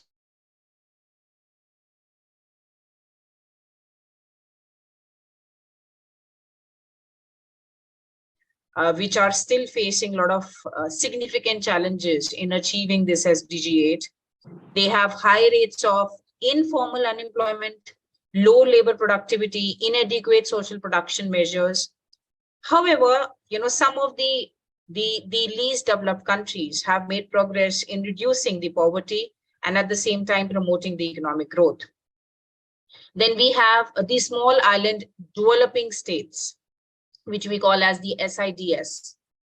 They are facing unique challenges when we talk about achieving the SDG 8, keeping in mind that they have small size, lot of vulnerability there to, to the external shocks that they undergo, the kind of limited resources they have.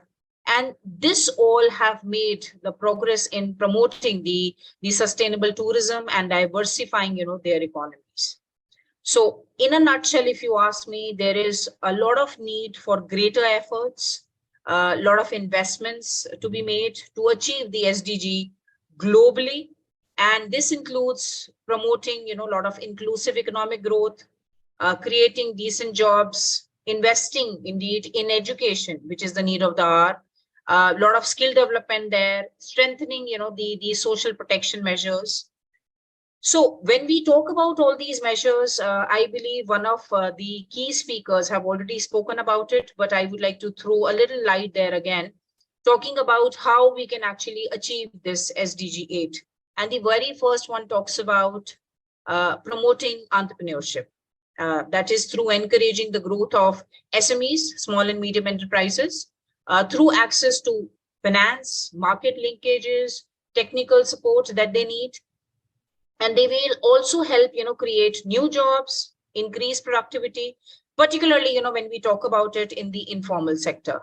And then we can also, mention one of the other ways that really helps and can help in, making sure that SDG 8 is achieved, and that is investment in education and at the same time skill development.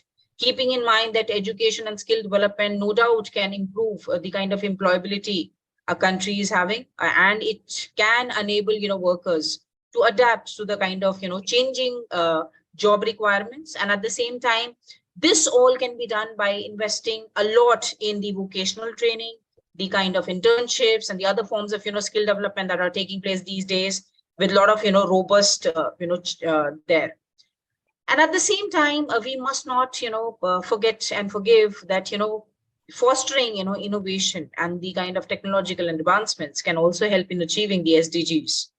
They can promote innovation, technological advancements can actually help us in having create new products, new services, even increase productivity, come up with new job opportunities. And this can be achieved by doing a bit of investment there in R&D, promoting the entrepreneurship, and at the same time facilitating the technological transfer which is required. We can also achieve the SDG by ensuring decent work to be given to all, and this will help us create an enabling environment which will promote decent work, which includes not just protecting the working rights, but also giving the benefits to the workers in the form of fair wages, and at the same time providing them with a lot of healthy and safe working conditions. When we talk about SDG 8, it can again be achieved with the help of eliminating discrimination, which usually takes place in the workplace, especially on the basis of gender, race, religion, disability. This will, in a way, will help create a more inclusive, a more diverse workforce, and yes, indeed, the ultimate goal of promoting equality. The SDG, again, can be achieved with the help of sustainable economic growth, and by fostering it. And when we talk about fostering the sustainable economic growth, I am talking about promoting it with the help of, environmentally sustainable practices. And at the same time, reducing, any sort of waste, any sort of, pollution there. This will indeed ensure the economic growth, which is not achieved otherwise at the expense of the environment.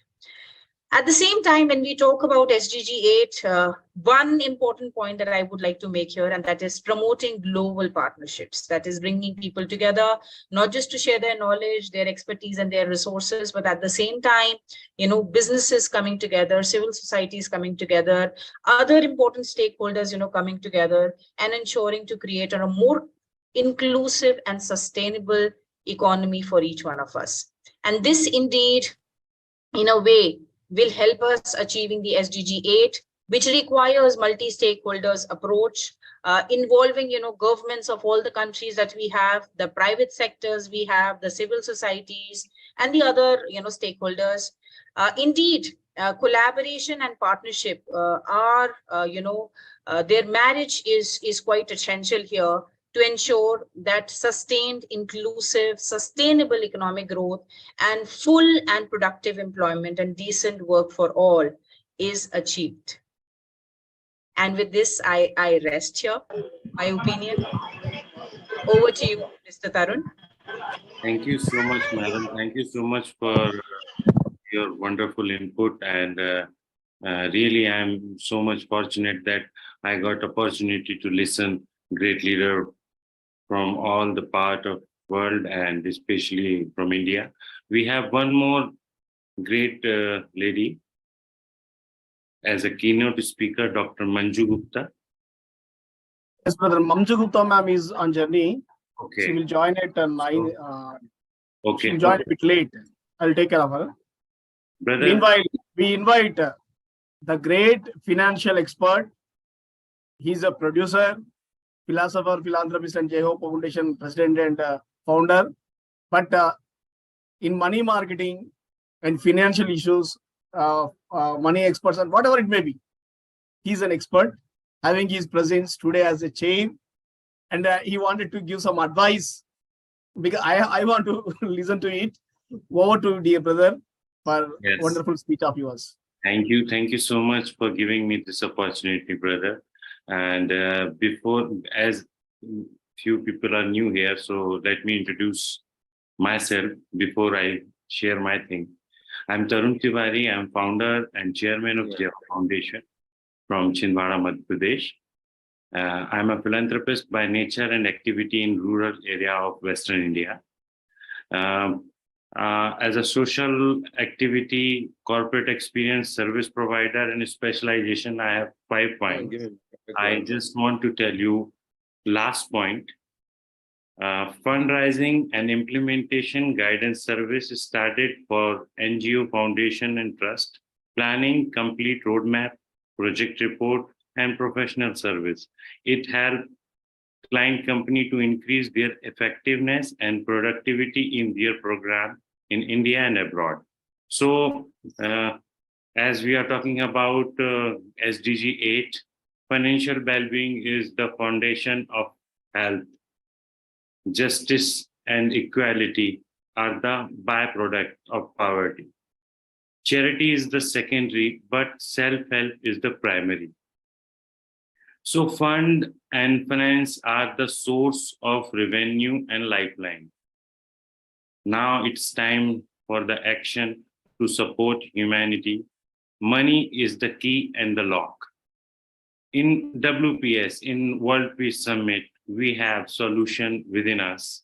I request you all respected dignitaries to support me to open one financial institution, World Peace Summit Bank, WPS Bank app organization, to support needy people to start their profession, business, etc. for livelihood, for bread and butter, and humanitarian services, social services. If you all allow me to support to initiate the task, I'm sure shall start soon NBFC, non-banking financial corporation in India chapter. Yes, it is possible. It is our member contribution only. If we contribute only $1,000, we can start in 90 days. We can work in Pain India. If you allow me to introduce the app for the banking like PhonePe, Paytm, digital platform, our supporters in India can contribute for the peace spreading campaign just simply by using our app. So time has given success. We heard story by time to time. You all know about the Rolex, the big watch brand. Rolex is owned by a private trust, and in 2023, this year, the revenue of Rolex is 13 billion USD. So you can understand, we shall introduce concept, message-oriented merchandise like being human and all. You heard about that. Selling online, e-commerce, etc. Made from world-class quality from international trained NGO team, self-help group, and our own World Peace Summit members. So we can get the support from public, from NGOs, like-minded people from all the continents. And they can buy our membership, green bond, shares in NBFC. They can do fixed deposit and many other options. We can, we can spend WPS Bank, World Peace Bank in all country for humanity and support livelihood for needy people. People earn money and do charity for get rid of guilt of unfair trade and business tactics. We do little bit business for not feeling guilty when we are helpless financially to we want to support millions of people. For that we can start sponsored program on education training, how to get better livelihood, as Madam Supriya said earlier. So we can provide job, profession, businesses. They can buy, better lives today. Our bank can do CSR activities, social service program, where free education, information, guidance, support. We are a global community. God sent us on this globe, not in India, not in, we are using two common resources, air and water. That is, below, we are using commonly. There is no border for air and water. So we have to understand this. And every sector, every aspects of life, we can create our, WPS, tourism, home, hostel, community center, to connect globe, to feel universe as a home, as we are one family. For connecting all, every country is required initial expenses, for any kind of development, any kind of investment, community home and basic arrangement. For all good reason and vision, please support me by, pricing the permission to raise fund by banking institution and help needy people for their livelihood. We definitely get better satisfaction after 1 year. And our peace shall increase every year in terms of number and countries. Together we shall start it. For better tomorrow, we must spread it. That's it. Let's do it. Let's make it happen. Thank you so much, Brother Rajarauji. Thank you, dear brother. Thank you so much. Today, it's an amazing session. All presentations are really wonderful. Thank you, dear Tarun Tiwari, brother, putting forward your ideas for the betterment of nations, people, peace. Thank you so much. You always come with some innovative ideas, but it takes a lot of time to understand. Yes. We'll sit together.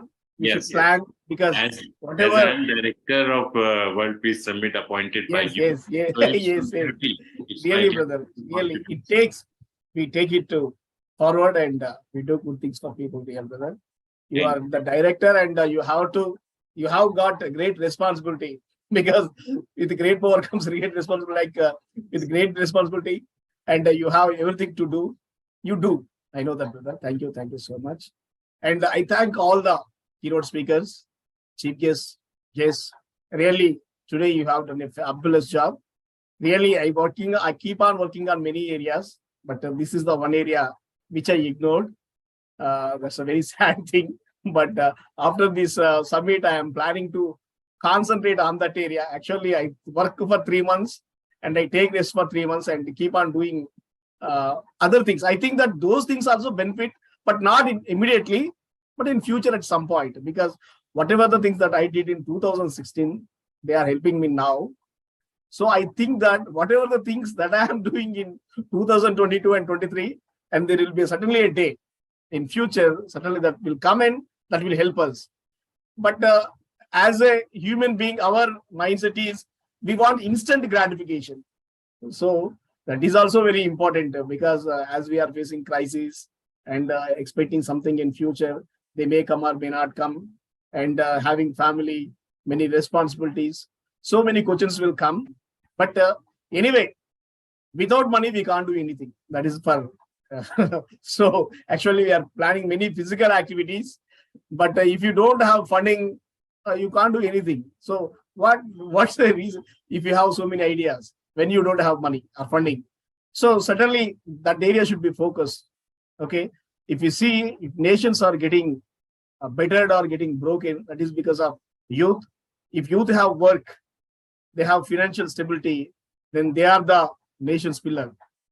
But if they don't have, you know what they would do? They become antisocial elements. They do anything.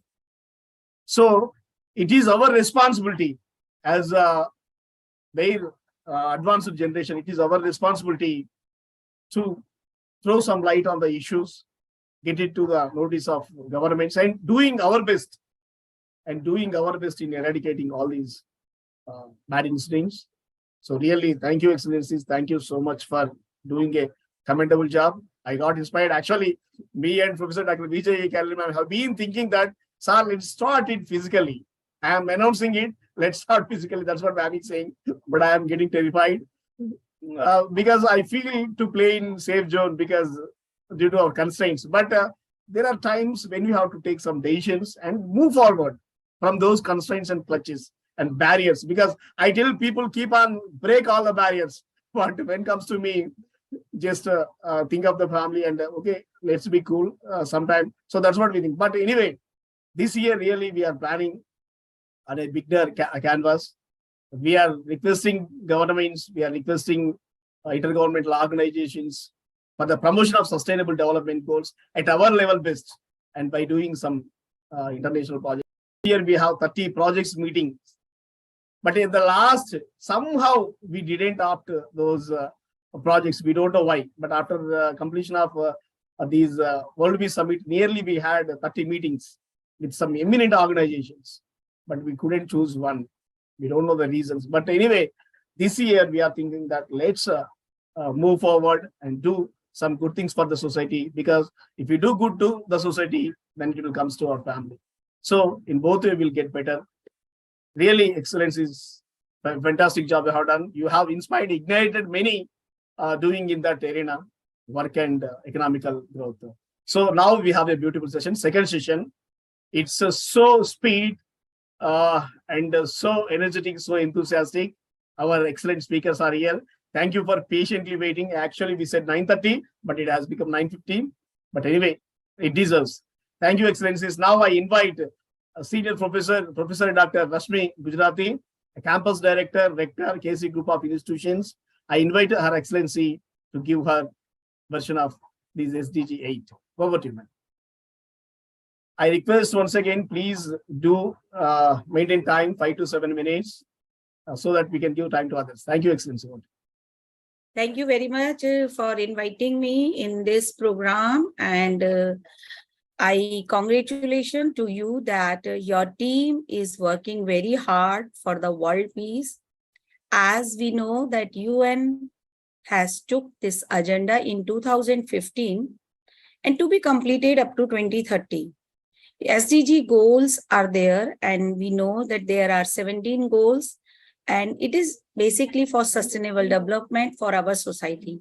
And it has become our duty to support UN Sustainable Development Goals, because the slogan is that no one should left behind.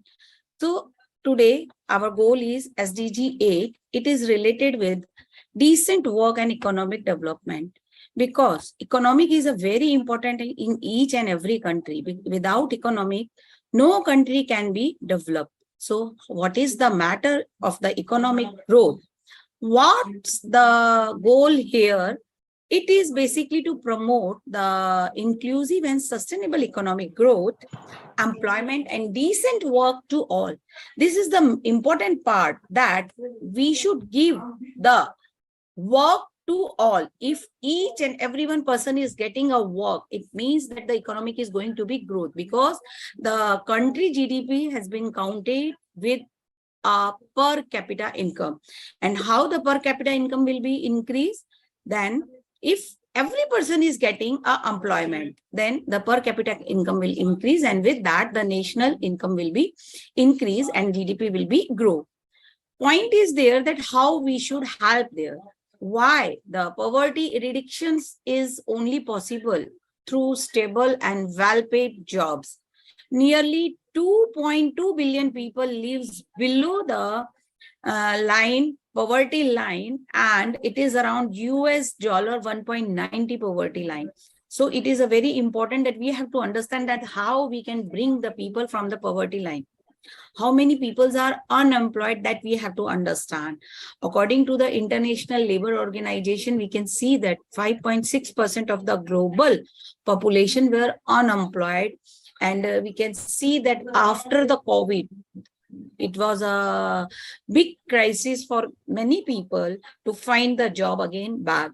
How many jobs have lost by the persons, and many of the countries are still struggling to develop their economy. As India is now, we can say India is the biggest #1 country in the biggest population. But then also, we have to understand that India has stable his economic, and now also India is on the position of the 5th GDP world ranking. But then also need to be increased it. So it is a very important to get job to every person. And if they all got a job, it will extreme poverty. And because if every person is getting a job, means then everybody have a money, they can spend their daily life and they can live and survive in their daily life. In addition, creating jobs, we also need to improve conditions for some of the women and men who are working, but not earning enough to lift themselves and their family out of the poverty. If I talk about the women and girls, they must also get a right position in the society, and we have SDG 5, gender equality. So when we put the gender equality and when we give the employment to both gender, it means that we are giving the right position to the male and female. Society as whole benefit when more people are being productive and contributing to their country's growth. If every person is supporting to contribute their country, every person is productive employment, every person is getting a decent work, it means that they are getting the job and they can remove the unemployment. Now the point is that what is the decent work? What did it mean? When we talk about the economic growth, we say that every person get a job, so all persons have a earning, so the economic will be grow. But when we talk about the employment, then it have to be understand that what is a decent work. Decent work means that the opportunity for everyone to get work. That is very important, that it should be a productive, it should be a delivers a fair income, security in the workplace, social protection for families, better prospects for personal development and social integration. It is also important that all women and men are given an equal opportunity in the workplace. Now, since SDG is focusing on gender equality and reduce the inequality, then everybody is getting a same opportunity in the workplace. And if they are getting a decent work opportunity related with their specialization, it means that they are getting a decent work. Now there is a points to be fixed, that what we can do to fix these all issues which are surrounding us. So the providing youth the best opportunity to transition to a decent job calls for investing in education or training or highest education, high possible quality, providing youth with skills that much can give a opportunity to them. With that, our government in India, our government is supporting Pradhan Mantri Kaushal Vikas Yojana. They are trying to give a skill development programs.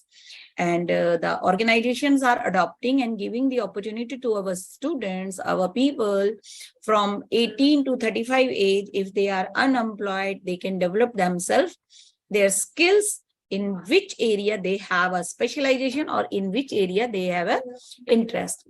With that, the government is supporting to the entrepreneurship to bring new ideas with an innovative way and start their business. With the startup, they can stand in the market. Here I am going to share you my PPT.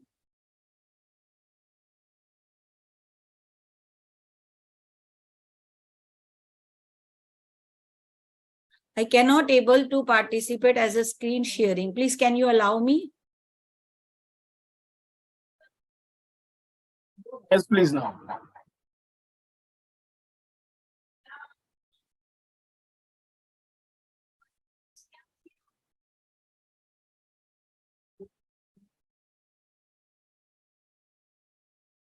Is it visible? Yes, please. Yeah.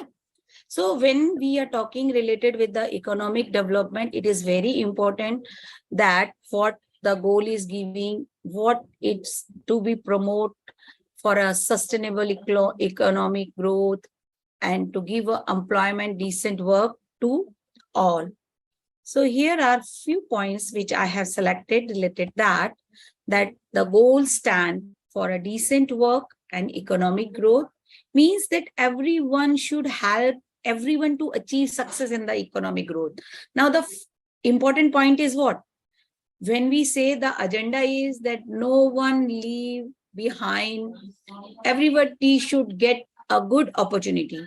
Now, how everybody will get a good opportunity, this is very important because we have to support them in everywhere, not only in one place. Many of the workplace, we have seen the peoples, those who are not giving the chance to other. So here what this goal is saying to us, it is giving a message that everybody should help everyone. Now, it is our duty that we have to help others to achieve the goals. We have to help to others to success in their life. We have to help them. If they will success in their life, mean that at last it will be a economic development. So it's become our duty in our society. We have to help everyone. Why 8 goal is important to achieve? Because if we talk about the all goals from 1 to 17, 8 goal is a very important because it is related with the economic. And we all know very well that without economic, nothing can be done. So it is very important to achieve. What is the purpose? We have to understand that many people on this planet have to work in very poorly working condition only to able to survive for another day. We have listened that a lot of the people are working, a lot of the laborers are working, but they get a money for a one day. Next day, they have to think that today also again I have to earn and I have to work and I have to earn the money. Many of the peoples are there who are surviving in the society and they are living under the poverty line. Many of the children in the world, they have work up to 12 hours a day to be able to help their families. We know very well that many of the children are working for their family. We have seen a lot of places that the kids are working. Even we say that child labor is not allowed, but then also, I think that we or in our society, many of the workplace, they are supporting for child labor. Why we kept child labor in our shop? Why we kept child labor in our company? Even what we have to do, the company have to go for a CSR and company have to help them to grow them. Company have to help them to give a good education. Recently, I was watching one video that the army man was saying that they have saw a lot of the childs are there who were there for a work. Then what he did, he started a small school with the 2, 3, 4 students and he started to give them education, and slowly he has started his small school.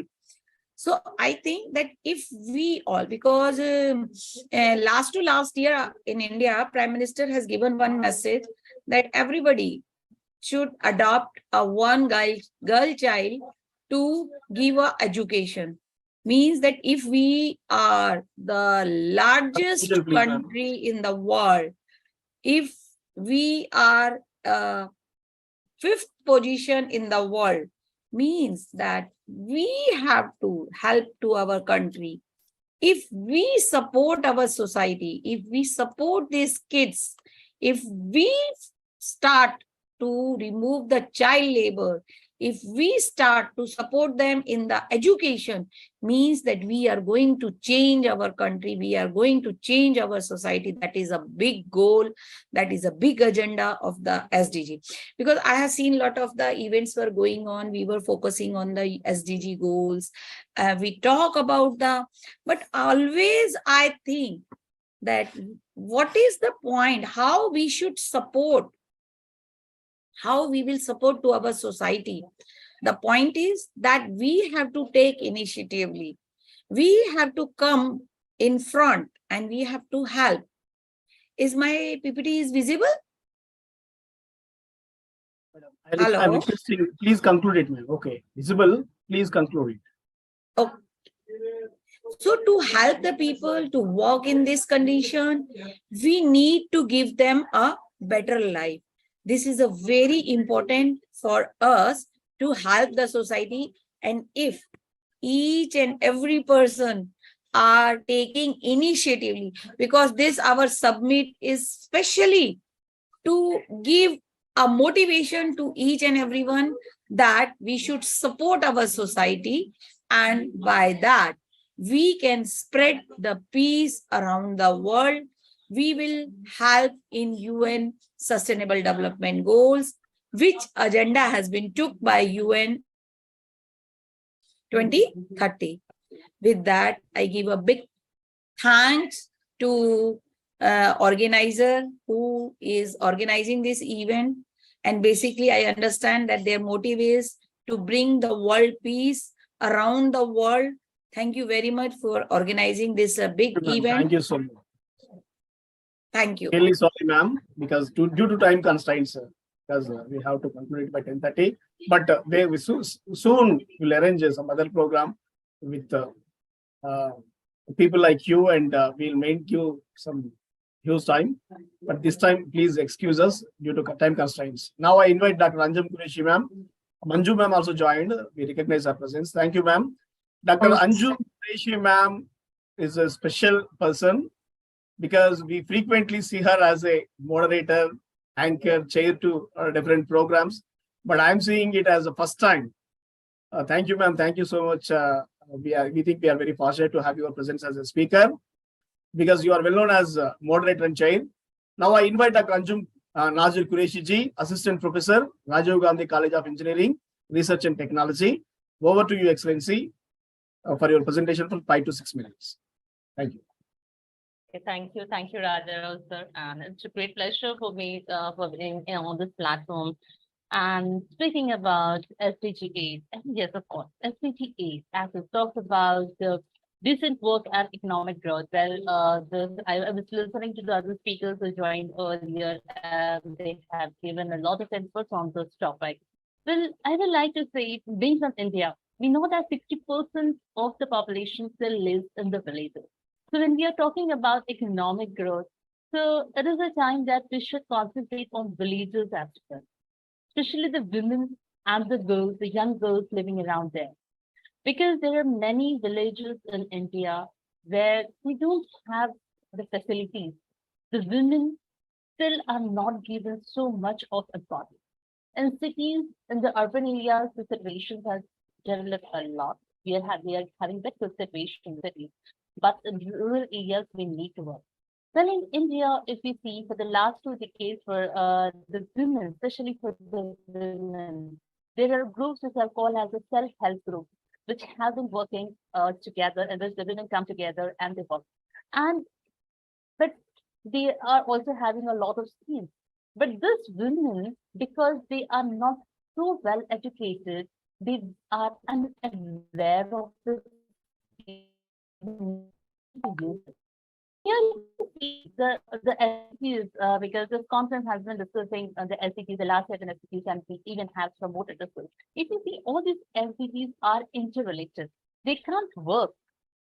If we just try to concentrate on SDG 8, it cannot be successful if we don't concentrate on the earlier SDGs, especially the gender equality, where we need to provide equal opportunities to all the genders, where both the men and women should be allowed to work. And especially we have to focus on education. Now, based on an engineering background, somewhere I feel is we need to promote the young generations to go for research, because that is very much required. Because in India, yes, research is going on. I don't say that research is not going on, but the research is just limited to papers. Even at the PhD level, when the people do, they have only research level implementation. They don't put that research into practical application. But we need to encourage the students to come up with innovative ideas. Like in the last week in our college, we had 2 days event, which was called as Local Solutions to Local Problems. And the students came up with so many amazing ideas, because the place where I belong, some of the problems that we have is pollution. It's a lot of it's very hot in summers and all. So we have, and especially the man-animal conflict. Still, Chandrapur is called the tiger capital, but of India, but still we have a man-animal conflict. So here the students came up with so many amazing ideas. There were 2 days conference, and the people from industries, and they were all guiding them and judging them. So that was really a very great event. So in that, teachers encourage the students to come up with research. In fact, NEP also talks about encouraging research. So if we want to convert our India into a self-reliant India, is the time that the women and the youngsters, they should be encouraged for coming up with research, we should encourage them for innovation, and especially not only coming up with innovations, but changing their innovations into practical applications, going for startups, changing themselves into entrepreneurs. That is also necessary. And before concluding, I would just like to just add one more point, because yes, this event is called as the World Peace Summit. And as I know, Raja Rao sir always talks about global peace. So for decent work and economic growth, one more point that I would like to say is, if we want economic growth of the world, so one thing is necessary, that we should promote peace. We should say no to war. I don't want to mention any of the wars, but any war that you see around the world, it is not the 2 countries that are getting affected, but it is the whole world that is getting affected. If you look at the recent wars, we know the people have to come back to their native places. They have to come back to their country. The children have to leave their education and come back to their homes. So if we have such situations, of course, this economic growth will not happen. The people come back to their countries, but what after that? Are they going to get an employment? Are the students going to get a chance to study immediately after coming back to? It's a very big question. Well, it can be handled, but it is not so easy. So for economic growth, I would just like to conclude and say that, yes, promote peace everywhere and mention that global peace, say no to wars, and of course, as I said, promote research among the students and give equal opportunities to. So that's what I have to say. Thank you very much. So great, Excellency. Hello. Okay. So great, Excellency. Really amazing. The way you put forward your ideas from family, from women. That's so amazing. Really, wonders will happen. They start from us. They start from us. The way you have portrayed, that's so great. And first of all, I want to appreciate you. You are, first of all, a great speaker. Next to moderator or chair, because you have good speaking skills and all. So amazing. Thank you, Excellency. I didn't expect this, but you went beyond our imagination and expectations. Thank you so much. Now I invite our keynote speaker, Manju Gupta ma'am. Are you there? Yes, yes, sir, I'm there. Yes, yes. Sorry, ma'am. Sorry. We are really No, sorry. that's okay, sir. Uh, due to these things will happen. But anyway, this is the second session, ma'am. Please make it between 5 to 7 minutes. Due to now, let me invite our keynote speaker and special guest of this program. Thank you Dr. so much, sir. Gupta, Director of Strategic Management, Mangalmayi Group of Institutions, Greater Noida, India. Over to you, ma'am. Thank you so much, sir. At first, I must congratulate to Dr. Rajarao and the team and Dr. Vijay Caroline, who has organized this World Peace Summit, where we are talking about different issues and aspects. And the topic which we have chosen for today is like about decent work and economic growth. So I'm listening the entire session for last 2 years. So speaker has already talked about a lot about how the decent work and economic growth can be promoted. But I personally feel that it is definitely a global goal where we need to promote sustained, inclusive, and sustainable economic growth, which is full and productive employment and decent work for all, which is one of the most essential parameter, that there should be productive employment and decent work for everyone. But if in terms of layman, if we talk about what exactly the SDG 8 is, so SDG 8, we majorly focus on sustainable economic growth and high level of economic productivity for the creation of well-paid quality jobs, as well as resource efficiency in consumption and productions. As far as I'm an educationist for last 20 years, I mean, I'm into this academic field. What I feel that nowadays, every institution have changed their teaching, pedagogies. They are majorly focusing on skill enhancement. Now, degree is just a piece of paper if you're not having the skill and skill-based education. So somewhere when we provide skill-based education to the student, then in that case, we are we are generating products. So I generally say the students are never the customer, they are the product, and product has to be skill savvy. They should have to have skills in their hands so that they can, place themselves in the industry as and when it is required. But then the question arises, what is the role of peace in the sustainable development? We are talking at once that we need to create the jobs. We have to have the economic growth of the country by providing, jobs in various sectors. And this is only possible when we have the skill-based education. But then what is the role of peace in sustainable development? How we can say that the peace can enhance the sustainable development of the country? So as far as my understanding, when we say that peace and sustainable development, they both go hand in hand because it reduces poverty and prevent conflicts. When we say that it prevents conflicts, then it translates to a healthier business environment, and that allows for a more effective delivery of products and services. So as every now and then we see that the different kind of riots are happening in the world or in India specifically. So then somewhere it is losing the economic growth of the country. COVID has already played a very big role in the slower down the economic growth of the country. And similarly, when we are seeing that everywhere there is conflicts arising for one or the other reason, which is definitely one of the hurdle for the growth and development of the country. So we need to be more careful about reduce the poverty. But how this poverty can be reduced? By promoting the peace. So everything is very, very much interrelated. But now the other term which is coming in place is economic growth. How this economic growth is the central trend for SDG 8, because in SDG 8 we are majorly focusing on economic growth. How India has been growing at the rate of 7.5% per annum. So every year by 7.5% we are increasing. So however, our aim is to grow to the rate of 9 to 10%, which is the vision of Modi government. They really want that economy has to be grown up by 9 to 10% by 2024. But how this India growth story has been driven by the service sector, which constitutes 62% of India's GDP. So definitely we are fortunate enough because we are the academicians, we are helping the nation building by providing education to the student. So that means the major service sector is constituting 60% of India GDP. But then what are the three major pillars of SDG 8? I think it is very, very clear that the three major pillars of SDG 8 is social, economical, and environmental. Social, that means we need to be peaceful, we have to promote peace and calm everywhere. And then economic development can only happen with the help of the skill development. But how we can achieve this when we know that these are the three pillars of sustainable development or economic growth of the country. But then the question arises among every speaker or maybe every person who ever is present here, that how we can achieve SDG 8 goal. So we need to be very, very effective. We have to take immediate measure to eradicate, forced labor. We have to end modern slavery.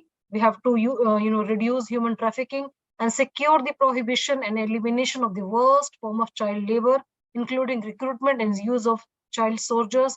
And by 2025, which is as per the government vision, that child labor will be stopped specifically in India, I'm talking about. But then we have a lot of challenges with us, specifically in the field of SDG 8, where there are different challenges. Challenges are like, corporate progress and action on diversity, equity, and inclusion. So other SDG goal are focusing on diversity, equity, and inclusion as well. But then this is one of the major challenge and big challenge, when we look out the growth of economic growth of the country. So beyond pride, if we talk about rights of LGBT people and corporate responsibility of respect, this again, everything come under the economic development, because when we are giving equal right to LGBT community, so then somewhere they will also contribute into the growth of the country and economic development of the country. So we need to be very inclusive. Our digital economy should be inclusive for everyone, because now we are more and very much focusing on the digital economy of the country, because now we feel that AI and robotics and automation and blockchain is taking very big step in development of the country, because now everything is driven by IT. When we say that IT is driven by IT, then AI is playing a very, very major role. So that means we can only achieve all these factors when we have an inclusive, nature, or maybe inclusive growth factor in hand.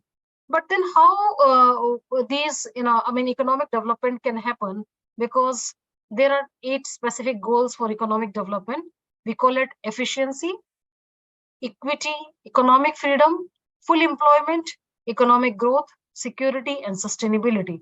So economic goals are not always mutually compatible. The cost of addressing any particular goal or set of goal is having fewer resources to commit to the remaining goals. So that means when we are talking about SDG goals, so every goal is interrelated, because I told you today we are talking about SDG 8, where it is focusing on majorly on peace and economic development. But then how this economic development can happen? How we can increase the peace? Because ultimately we need to look for the economic freedom. We have to give equal right to the LGBT community. We have to focus on diversity. We have to be very careful about equality and inclusion. So that means, and in earlier goals we have talked about diversity, equity, and inclusion. So that means every goal is interrelated. As far as my understanding is concerned, in SDG 16, peace. So how SDG 16 is related to peace when we are talking about peace in SDG 8? So basically, SDG 8 is also promoting just peaceful and inclusive society. So here we are talking about inclusive economic growth. So ultimately, both the things are interrelated. So SDG 16 is also, about promoting peaceful, inclusive societies, providing access to justice for all, and building effective and accountability, as well as inclusive institutions at all levels. So when we are talking about that, SDG 16 is providing, accountable, inclusive institution at all level. At the same time, SDG 8 is talking about how we can increase the economy of the country by, inculcating peace in the society and in culture. So peace can only be, attained. Peace can only be achieved when we have the skilled or maybe educated people in our society or in our country. So we, as an education, is playing major role to give education to the community, and we are providing them how we can increase the peace. And peace is a way of living together so that all members of the society can accomplish their human rights. So human right can only be accomplished when we have peace, when we can live together, when we do not have any grudges. So it should not be only in India, but across the world, I must say. Thank you. Thank you, Excellency. Thank you so much. As you are a management, related person, really, that was so awesome, because in the context of India, in the context of Indian economy, the way you have presented statistics and the growth of our nation with GDP, really, that's commendable, Excellency. But I must address one point also, because up till now in India, or across the world. In fact, how do we measure the economy of the country? We measure the economy of the country by GDP. Basically, GDP is the tool to measure the economy of the country. But now, I, along with Niti Aayog and the Professor Humberto Salpazo, Professor Zef Kole, those who are the very big strategists. So we are focusing on how we can increase the economy of the country by adding K factor into SDG. We call it as GDKP, where K is the knowledge factor.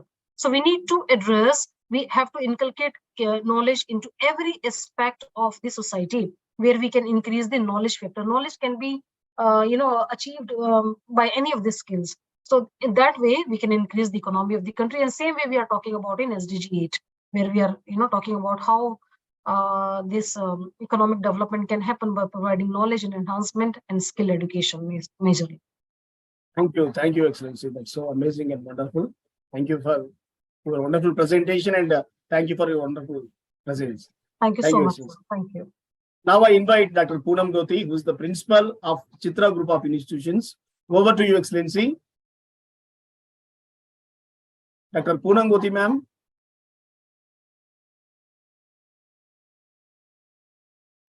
Good evening, sir. Yes, very good evening, ma'am. Thank you. Just a minute, sir. Yes, please take your time.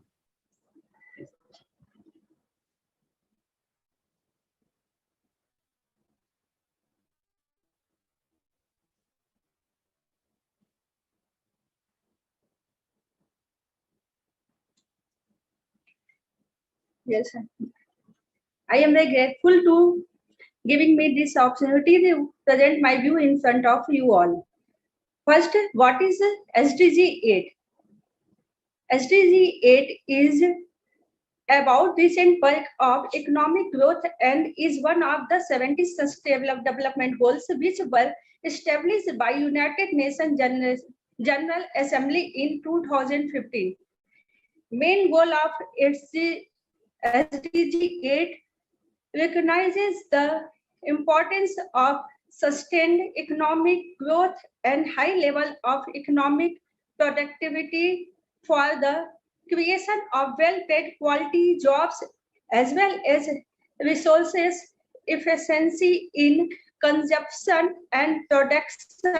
It calls for opportunities for full employment and decent work for all, alongside the eradication of forced labor, human trafficking, and child labor, and the promotion of labor rights and safe and secure working environment.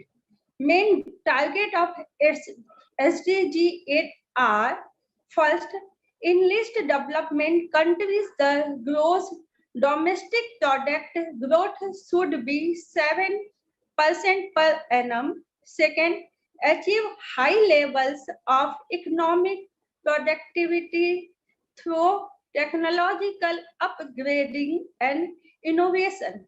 Third, policies that support creation of different jobs, entrepreneurship, formulation, and growth of micro, medium, and small size enterprises through access for financial services.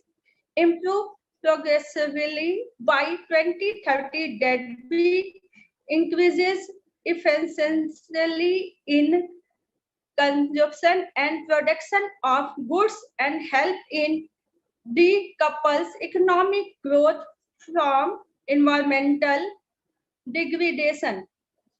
Fifth is by 2030 achieve full and productive employment and decent work for all women and men and person with disability and equal pay for work to everyone. By 2030, reduce the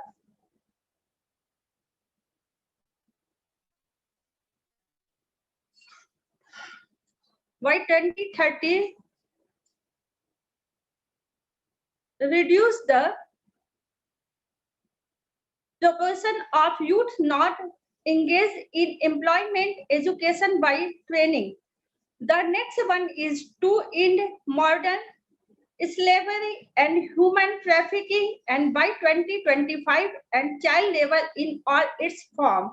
protect labor rights, and promote safe and secure working environment for all workers. By 2030, promote sustainable tourism and create new jobs and promote local culture and products. Strengthen domestic financial institutions, increase and expand access to banking, insurance, and financial service for all. What is the condition and what is the growth of SDG 8 in India? In India, economic growth is one of the central trends of SDG 8. India has been growing at the rate of 7.5% per annum. However, the aim is to grow at the rate of 9 to 10% per annum. India's growth story has been driven by the services sector, which constitute 62% of India's GDP. And next is in India, the labor force participation rate is around 50%, with women's participation being much lower than men's. The unemployment rate in India was 6.9% in December 2021, which is higher than pandemic levels. Why is SDG 8 important? SDG 8 recognizes the importance of sustainable economic growth and high levels of economic productivity of the creation of well-paid quality job as well as resource efficiency in consumption and production. What are the three pillars of SDG 8? Sustainable development is based on the three fundamental pillars: social, economics, and environmental. The three key areas of sustainability are environmental, social, and economic. The three pillars are important because they help to better understand sustainability, and they are also used as a model for standards and certification to evaluate the sustainability of organization, countries, products, and services.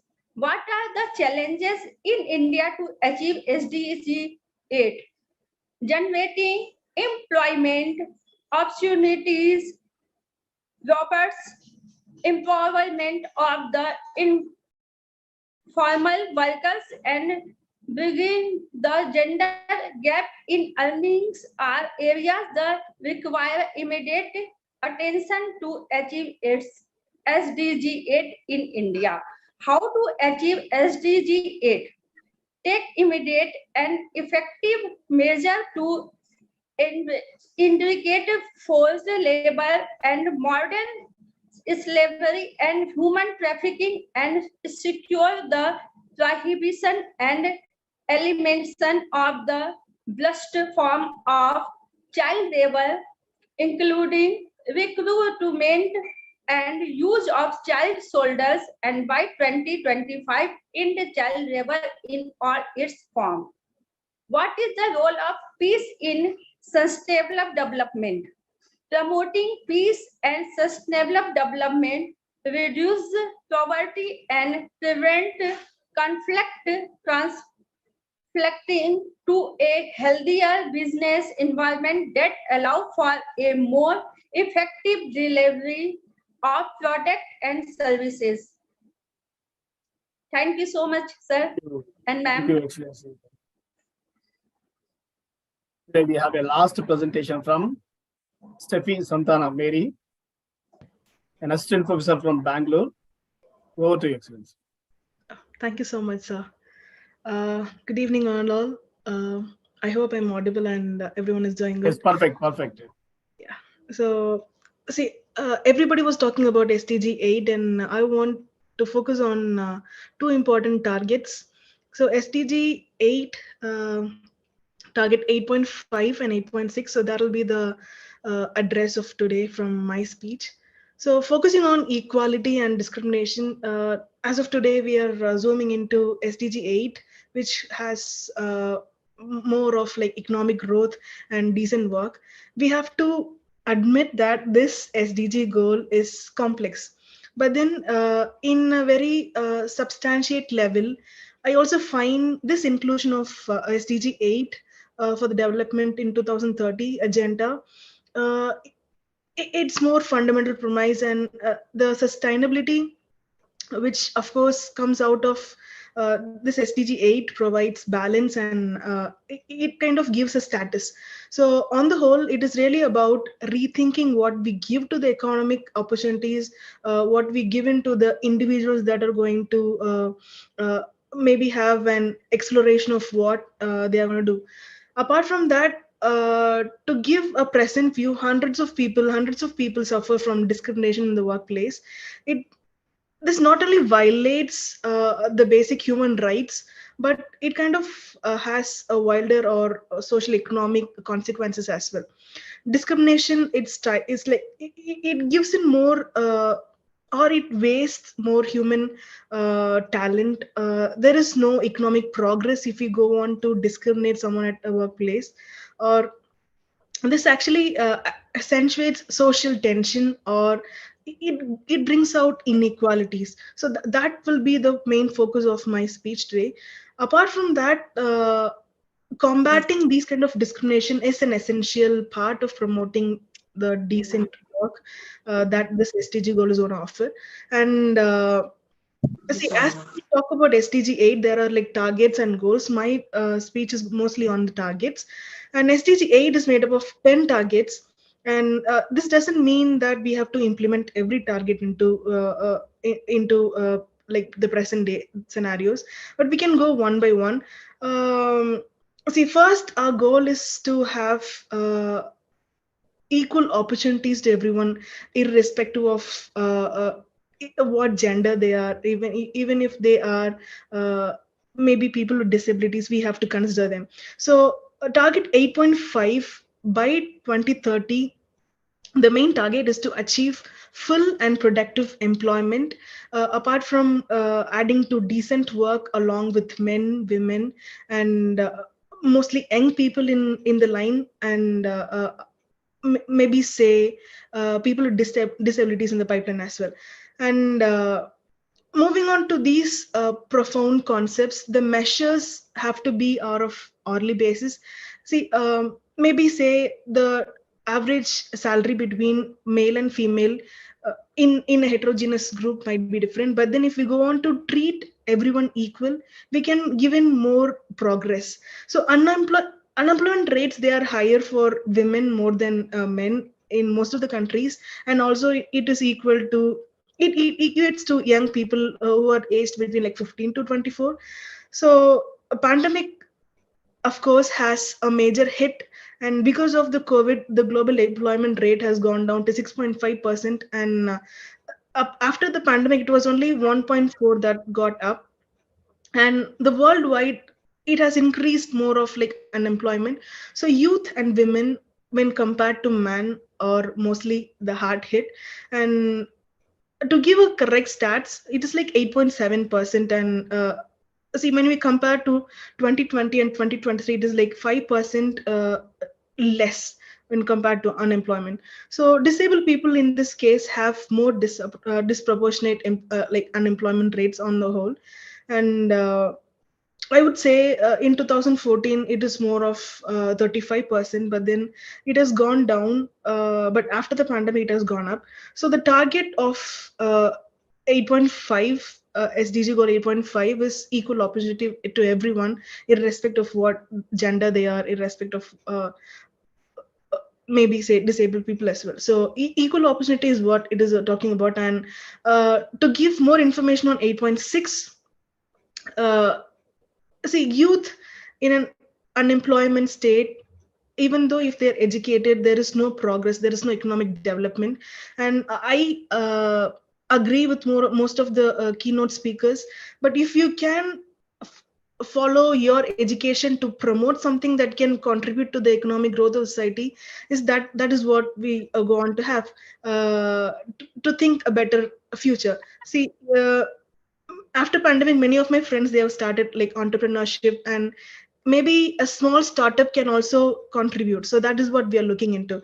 On the whole, I would like to conclude by saying that economic growth should be more of a positive force for the whole planet, and this is why we must make sure that we focus on the financial progress rather than harming the environment. So we must protect labor acts, and we must put a stop to child labor, or we must give uh, our voice against modern slavery. That is what I'm talking about. And if we can promote job creation which can access banking, or which can maybe say which can promote financial services, we can make sure that everybody gets benefit out of it. And see, by 2020 uh, we had reduced the proportion of unemployment, but then if we can do that by 2030, we can achieve full and productive employment, maybe say with decent work.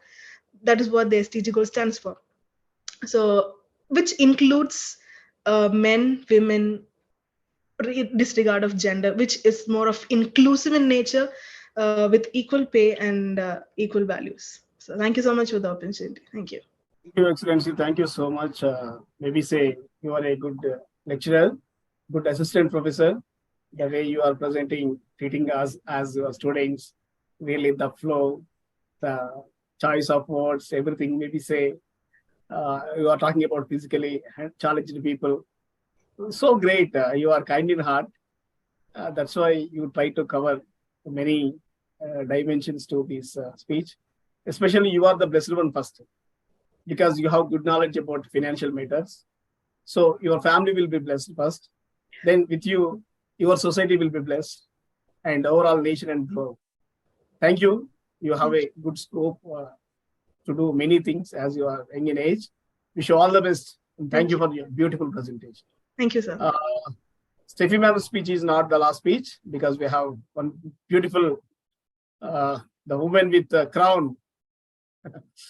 Priyanka Yogi ma'am has just joined. So it's going to be the final speech, concluding speech. 5 minutes, please, because we already announced that it's a conclusion. Joined in the last. Over to you, ma'am. Yeah, hello. Can I start for my speech? Yes, please, please. Hello. Okay. Yes, ma'am. Now we are inviting Priyanka Yogi ma'am, librarian, Uttar Vienna College of Education. Over to you, ma'am. Thank you so much. Namaskar. First, my hearty thanks to respected Raja Rao sir, who is organized World Peace. This is the most important for world. So we want peace. The first thing that comes to peace is for peace. The world's environmental infrastructure. Dangerous human is a good and cool, beautiful environment. Everyone is desirable. Due to another war, in addition to the war of years, the turmoil is to be read in. Peace is excited to eat healthy. Eating currently, due to technical development, many countries have improved, but there are still many regions of the world. There are also those areas where there is a lack of appropriate earning. Decent work and economic growth very necessary for the development and economic equality, because decent work and economic growth through people can live standard lives. Decent work and economic growth, SDG 8. Sustainable development has a 12 target and 17 indicators. Today our point is, why are born labor child? Why are born beggar? If we are find 17 goals of SDG, no poverty, zero hunger, everything's relate with economical condition. If economical condition have a solution, then everything will be a solution. Importance of economic growth. decent work and economic growth will fill the targets 2030. High economic earning can be eliminated and poverty, meaning for all things, and it is possible to meet all needs through higher money earnings. For healthy and standard life living, need highest income. Highly money will be stored thought the power earning. Relationship between decent work and economic growth. There are deep relationship of economic growth with the decent work. Decent work will happen as much as possible to make the effect of economic development. Importance of decent work. A decent work through we can income, highest income. And my last point is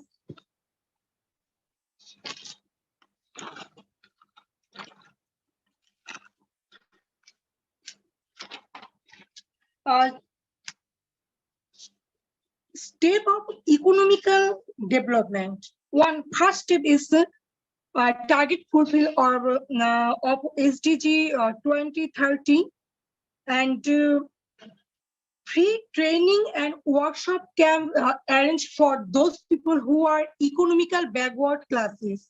For higher income to meet every person of income of family.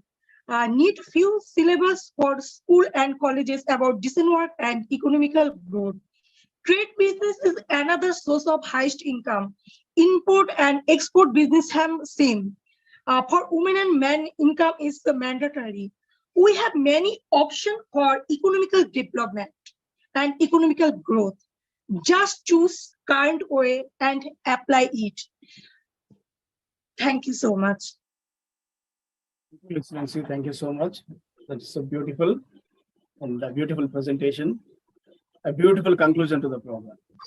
So today we are about to end our 8th day. Actually, we have announced it at 10:30, but it's 10:50. By the end of Board of Thanks, it would be 11. But anyway, it deserves. I invite Professor Dr. B.J. Caroline ma'am for concluding remarks. After that, I will go for vote of thanks. And over to you. Thank you. It's an amazing day. I'm hearing to every eminent speaker. Everyone has given excellent inputs, and takeaways are many, sir. We have to take many takeaways from this platform today from the global leaders. Decent work, economic growth. So decent work, as every eminent global leaders said, that to be provided without any gender disparity. So everyone has the right to have to lead a decent life, have provided a good job. That is important. So we know many problems and challenges are high in India, and that has to be addressed by the humanitarian global leaders, so that we can provide employment to everyone and make them understand, at least by taking up innovative ideas and innovations, they can start up their startups and support the society at their level. So they can provide employment to many. So in this way, the youth especially, who are technically sound and who have good skills, they have to think not to waste the energy, but they have to tap up the energy and think about for the welfare of the society. They have to work.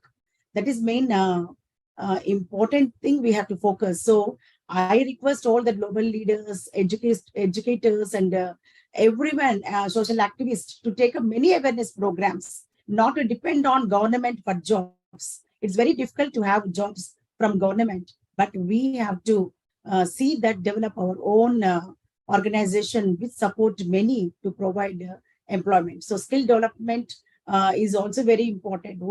Whoever is skilled in the particular profession or interest, they can go on and start their own startup and support many. So in this way, awareness programs are very much required. So that's what I have taken the takeaway from the eminent global leaders, that employment is very important, especially India. Unemployment is high. That has to be addressed. And economic growth can be increased only through proper employment and a good lifestyle. So that is important. Healthy mind and healthy body is also important for the economic growth. So we have to work together for the upliftment of the youth and have a good environment globally, so that all the people can lead a peaceful life with good, decent job and with economic flourishment. Thank you very much, sir. Thank you, ma'am. Thank you so much for the inspiring concluding remarks. A great day about to end. I recently happened to see a video of a deep dance master who looks very brave in that video. Those are his last words spoken by him before committing suicide. He has a great respect for his parents, great veneration for his sister, but he was helpless at that time. He committed suicide and he died. But he spoken so bravely. With that bravery, he can fight very easily challenges. But you know, financial clutches, they are unbeatable at times. It seems to be like that. So I happen to see so many people like that in the newspapers and media. But this recent incident made me to think is actually people must have some idea about their financial status. Otherwise, because his friends are speaking about him a lot. Of course, when I saw that video and that person, he doesn't look like a timid person. He is very brave. He looks like that. But the circumstances made him like that. Financial circumstances. So one should be very careful about his financial planning. So really, while I was going through all these sessions and all, we should be very careful about our economical growth and our status and all, because so that we know how to spend and how much spend, how to minimize the overburdens and all, if there is no planning. Right? So anyway, Excellencies, without financial planning, we are seeing unexpected turns and events in people's personal lives. So we should be very careful about that. Because on paper, it seems everything okay. At times we know, but we ignore it. The pathetic situation about human beings is they do not recognize it until it comes to an end. We know, just we ignore it. So that is the thing with us. We should not. This is very, very serious issue because it won't be in our hands. If it goes beyond our hands, it won't be in our hands. We can't control it. Because there are many incidents I saw in my personal life, people calling and describing their situations and events, and the videos that we see and in media. There are people who think they are the billionaires. For example, the best example, cafe owner in Bangalore. Really, that's so sad thing. But the same was lifted by his wife. That is the different scenario. So financial planning, economic growth, work, that too decent. These are essential for human beings, because we always talk about human rights. We always talk about human rights. You know why we talk about human rights? Because for decent life, we need decent life, decent living. Okay, that comes only when we have decent work and financial growth, economic growth. So really amazing job, wonderful inputs. Every day we are taking some lessons. As we are staying here from beginning to end, we are taking more from these sessions. Really, so wonderful job. And I want to thank all the participants, whoever attended. Dr. Stephen, brother, thank you, brother. Thank you for joining. And Priyanka Yogi, ma'am, you are the last join, but thank you so much. You inspired a lot. Archana Priyadarshini, ma'am, thank you, ma'am. Thank you for one more day, 8th day. Thank you, sir. Vishwanath Manigrahi, sir. Thank you, sir. We can see you here. Thank you so much for joining. Thank you so much for the support. Geeta Suryavanshi, ma'am. Thank you, ma'am. One more day. 8 days, second week. Thank you, ma'am. Thank you so much. Now, Poonam Goti, ma'am. Thank you for the work. Excellent work done by you. You have given beautiful insights, ma'am. And Professor Salman Musaji, and one more beautiful day. Thank you, dear brother. Is then Srikant Kalvikar, sir. How are you, sir? Getting better? Thank you. I'm getting better. Yes, definitely. Oh, today you are looking Thank you. splendid. Yeah. By 12 you I come with will suit. wear the blazer on the date you said. Okay. Thank you, sir. Thank you. I feel that in order to achieve SDG 8, the whole society, we need to entrepreneurize the society. Everyone in the society needs to be entrepreneurial quality. Simple thing everyone can achieve is to have eagle's eye, lion's heart, and a woman's voice. If you have this, definitely there is a progress. Thank you. Thank you, sir. Thank you so much. We are very happy today. Because to see you like this, very happy, sir. Thank you so much. Yeah, thank you. Then Simi Goshweji, thank you. Thank you so much for joining. Steffi Santana Mary ma'am will give you man of the match today. You are so amazing. Thank you. Thank you so much. And Amjori Bishwanath, brother, we are waiting for your turn to come. We'll meet on that day. Thank you, dear brother. Then Sidinama Daniel, thank you for joining and thank you for your presence. And each and everyone, I thank you. And last but not the least, Professor Dr. Vijay Kali, ma'am, as ever, whenever I say the word, same, standing tall, being the backbone, everything, running. Of course, from yesterday onwards, you are writing by staying in front. But in the beginning, you are unwell, but it's okay. Now you are in the front end and doing fantastic job, ma'am. Thank you. Thank you so much. We have a beautiful journey, 8 days. And tomorrow is going to be one more wonderful day, Sustainable Development Goal 9. And some eminent people are coming tomorrow also. And that would be a great day. And with this note, today, with all these beautiful insights, memories, inputs, let us conclude this program and let's welcome to the great 9th day of Sustainable Development Goal 9.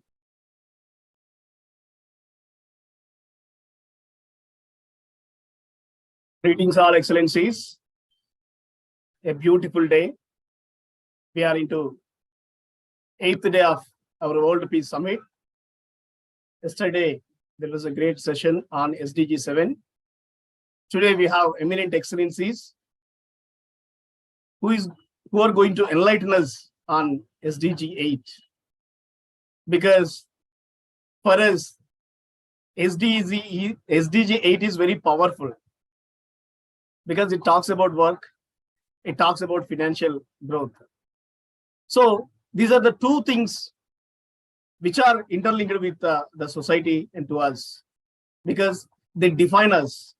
These things will define us, what we are and who we are and how our life is going on. So it's very crucial for our growth. It's very crucial for our survival because we know that there is work, but whether that work is justifying or supporting their financial needs or not, that's a different matter. So that's why today we have eminent guests. Here today we have eminent Dame Dr. Muni from USA, who's a Hollywood celebrity coach, philosopher, philanthropist, best-selling author.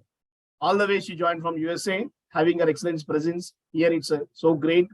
And Mickey Gulati ma'am from Canada, very powerful lady.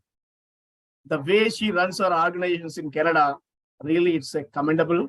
And having her presence on this special day, really it's so great.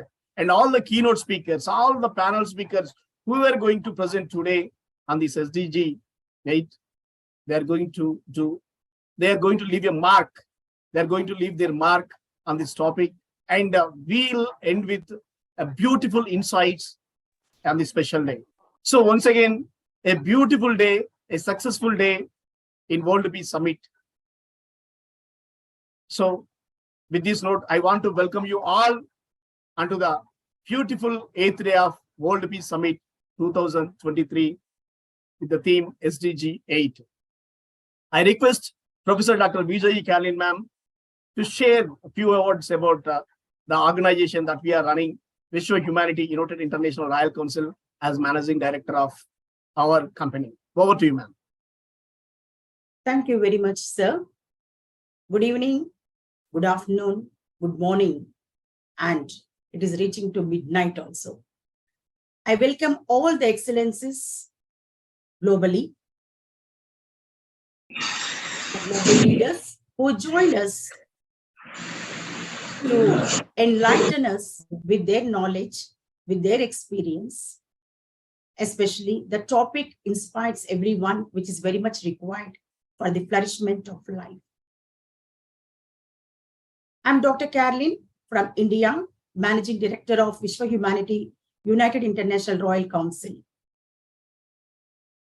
We have done 7 days successfully. We have conducted World Peace Summit on virtual platform, discussed from 1 to 7, and we have invited all the eminent leaders globally, and they have given us great inputs, insights, and the knowledge, experience they shared, which we have noted, and we are confident that whatever the insights, inputs, and views they have given, the experience which they have shared, we noted, and we see that it will be implemented in future, not virtually, but physically. Vishwa Humanity United International Royal Council mainly focus on world peace. We believe that individual peace starts within and it has to be expanded to the globe. So we want individual peace. So we have taken up many awareness programs focusing on financial growth, a peaceful life, having little to eat, at least the people, that community below poverty line mainly we deal with.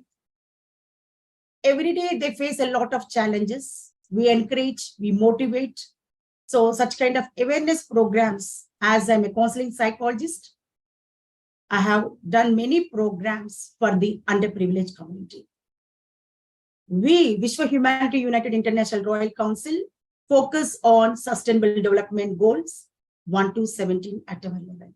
We see that it will be implemented for the flourishment of the community, especially underprivileged, who are below poverty line.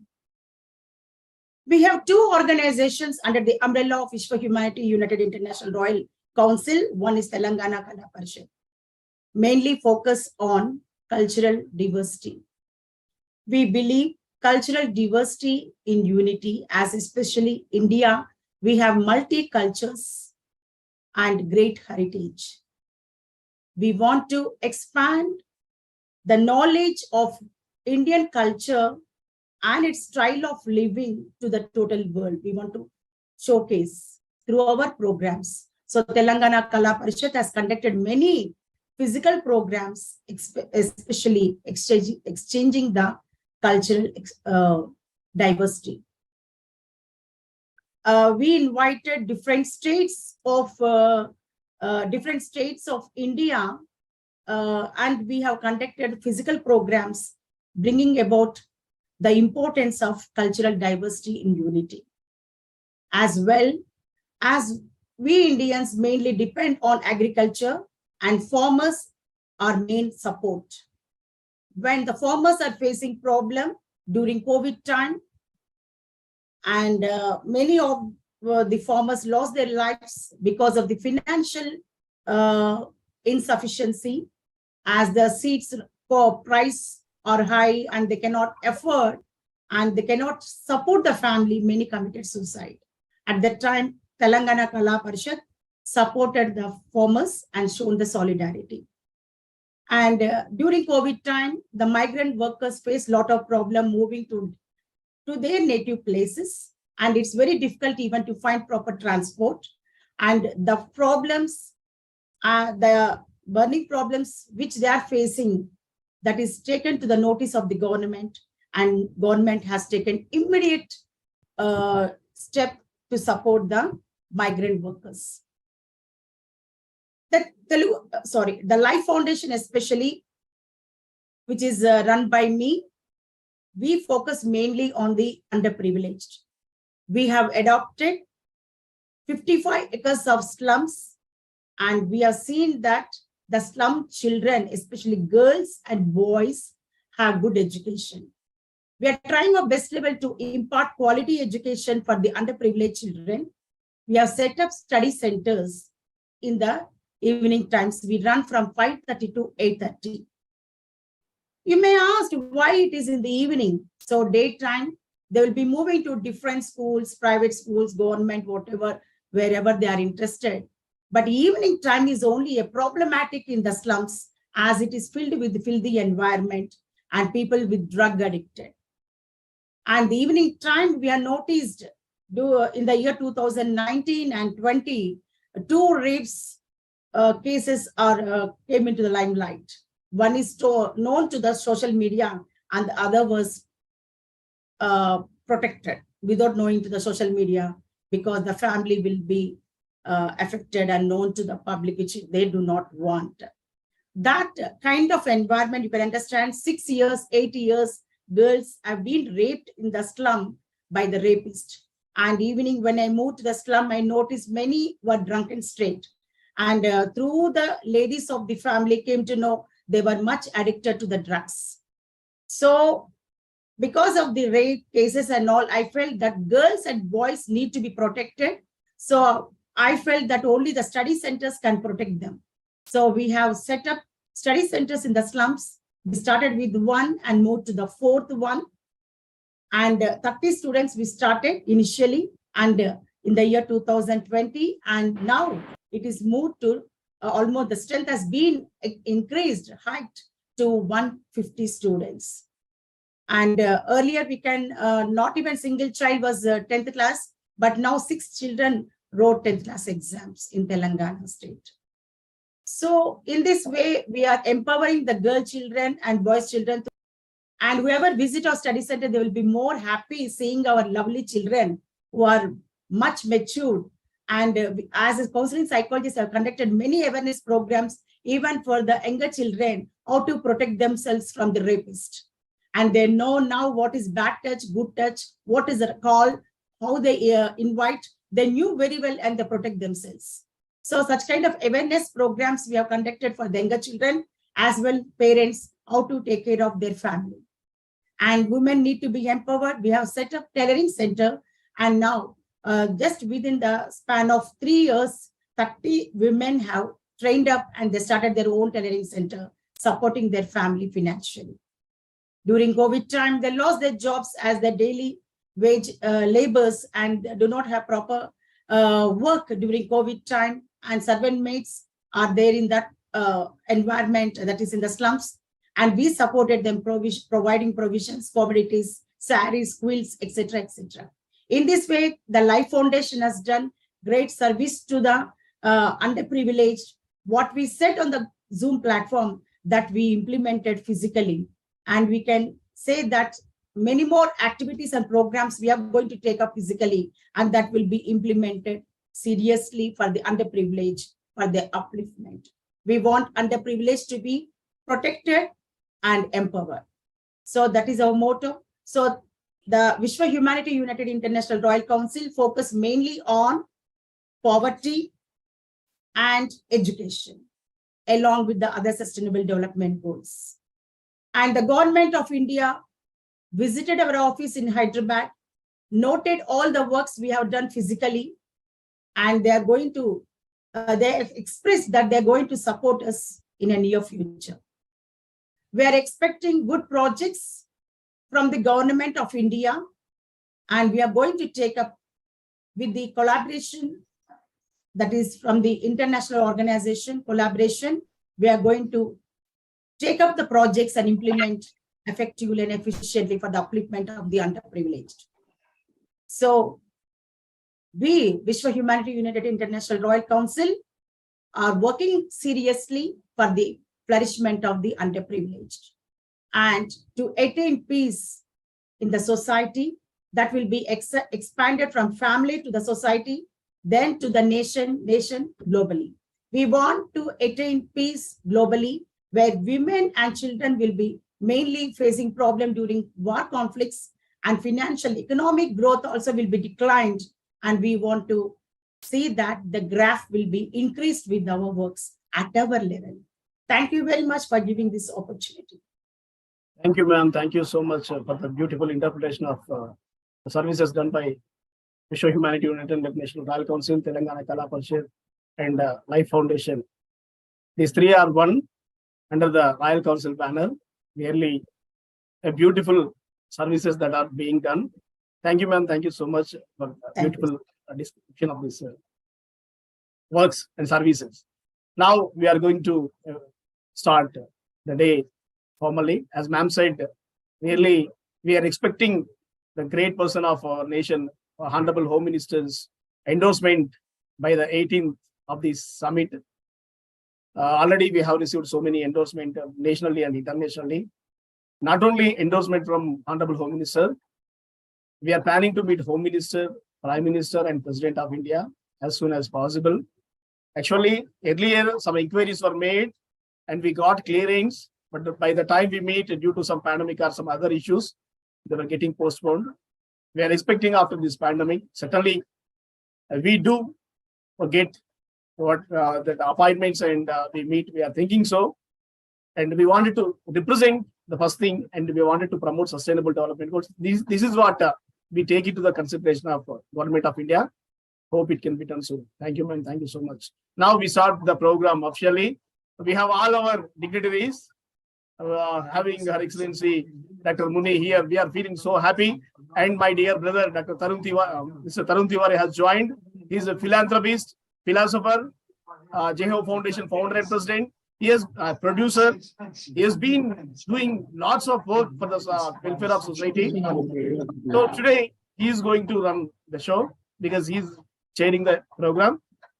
Last year, he along with our beloved Anita ma'am, they both done a commendable job. Almost 50% of the sessions were chaired by these two. So now, once again, he is back because this is a bit busy, but now he is back and he is going to chair the event. Mr. Tarun Tiwari, brother, over to you.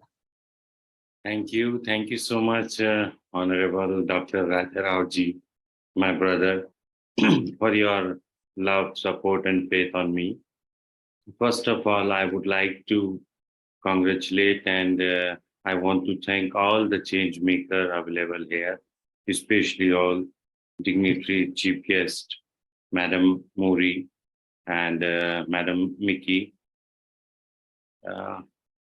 As we are discussing global peace and SDG today, SDG 8 is the today's theme, and we are going to discuss about the decent work and economic growth. So before any delay, I would like to introduce our chief guest, Dr. Muni Ironi, from not a woman activist. She's CEO and founder of Art for Peace Award. She is a philanthropist. She is the author of best-selling book, Get Balance. She is a celebrity coach and she is a versatile woman with multiple talent. So I would request Honorable Excellency to please ignite the platform with your kind words. Hello, everyone. Good night for someone and namaste. Pranam, Ram Ramji, Om Namah Shivaya. Salam alaikum. Very nice. Ni hao, bonjour. Everybody is here, right? But my pleasure to be here today. I had a really tight schedule. That's why I was multitasking while I was waiting. Anyway, my pleasure to be here. This is my subject, world peace. I have done a lot of work on world peace, Korean peace, lifting sanctions from Turkey. I'm creating jobs, tourism, and healing. There is no peace unless we have jobs created. So every country, this trip, I have 8 countries I'm visiting. So India as well, I have bought some funding for India and I'm planning on opening probably 4 projects. So I'm looking at least maybe minimum of 1,500 plus jobs are going to be created right in India. And this is a lot of work, but I'm gifted with this. I'm the cultivator of wealth. I'm gifted. It's my natural thing to do. So world peace will come from me. I am responsible for whatever happens out there. So I live a very peaceful life. Physical, mental, emotional well-being is the key. And world peace will come when we are all healthy and fit as well. Okay, so I'm living an optimum life. Everything I do is optimum. You see, my skin, I take care. My teeth is no cavity. My everything I have is me. I don't go to the doctors. This is also part of my peace. Peace starts from me. So I think self-sustainability is very, very important. People are talking about it, but they don't know how to cultivate. So on my table, everybody exists. I don't exist. And that's why everything comes from my work, because when you don't exist, other can exist on my table. So from here, I will be going to Liberia, then from Liberia to Egypt, Egypt to Nigeria, presidential inauguration, from there to Uganda. So I have a lot of, all these countries I'm creating. Wow. I have so many huge jobs are going on. So all of you who are listening to me, if you have a project that's completed and you have it, talk to me. Perhaps I can assist. But most of my work is done with the government, including in India, the finance minister, Mr. Modi, and World Bank. So I need these people to work with me so I can do what I have to do. And this is why I'm here in India, extended for this reason. I was in Shillong. I will be doing a lot of work in Shillong because it's a beautiful area. People are hardworking, and it's very nice temperature too. The weather is nice, no smoke, nothing. So I'm looking forward for maybe at least maybe 4 projects, big one I'm bringing, God willing, to Shillong. So all of you, if we all work together, it's not just, see, everybody comes and talk about a world peace. What world peace anyway? I must have that peace in me. Can I live a peaceful life? So I have gone to so many world leaders, very good popular speakers, but there's nothing here. So can we create our heart energy to be peaceful here? So as you're peaceful here, I think peace will spread. People come next to me, the life changed. They become, I don't know what happens, the magic happens, that's all I can tell you, because we all energy connecting with the universe. So when you have positive energy and you serve people, it rubs off on other people too. That's why to keep your peace, I think everybody should think about keeping your culture, keeping your tradition, keeping your language. I spoke at the Northeast University in Shillong. They have 100,000 students. The longest conversation I had in the school, 4.5 hours of conversation. Q&A, professors and students. And even after 4.5 hours, nobody was leaving me. They had all kinds of questions on it. So my targets with my book is important because I have recipes there. I think you have a lot of Indian people here. Look, I'm in India.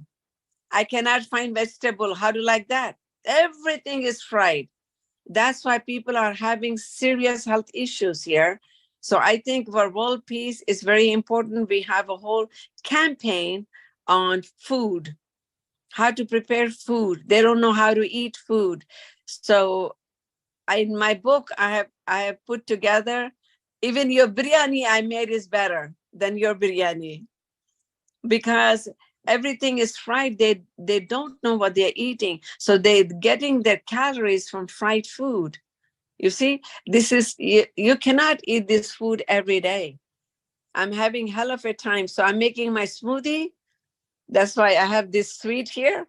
where I can have my smoothie. I'm putting my things together. So I think India should have a whole campaign on how to prepare Indian food healthy, so they can eat. And most of them are malnourished. They say vegetarian, there's no protein. Protein is lacking because when they eat dal, they eat like this much. When I eat this much because I'm very physically active. So I make sure that I have protein. So whatever you need to do, if you don't have to be a vegetarian to be healthy. You can have some animal protein, a little bit with a lot of vegetable, then you have a balanced diet. I'm a vegetarian anyway, but I'm just telling you, for a lot of men, it's important to have protein. So this is why I'm here. Physical, mental, emotional well-being will bring world peace.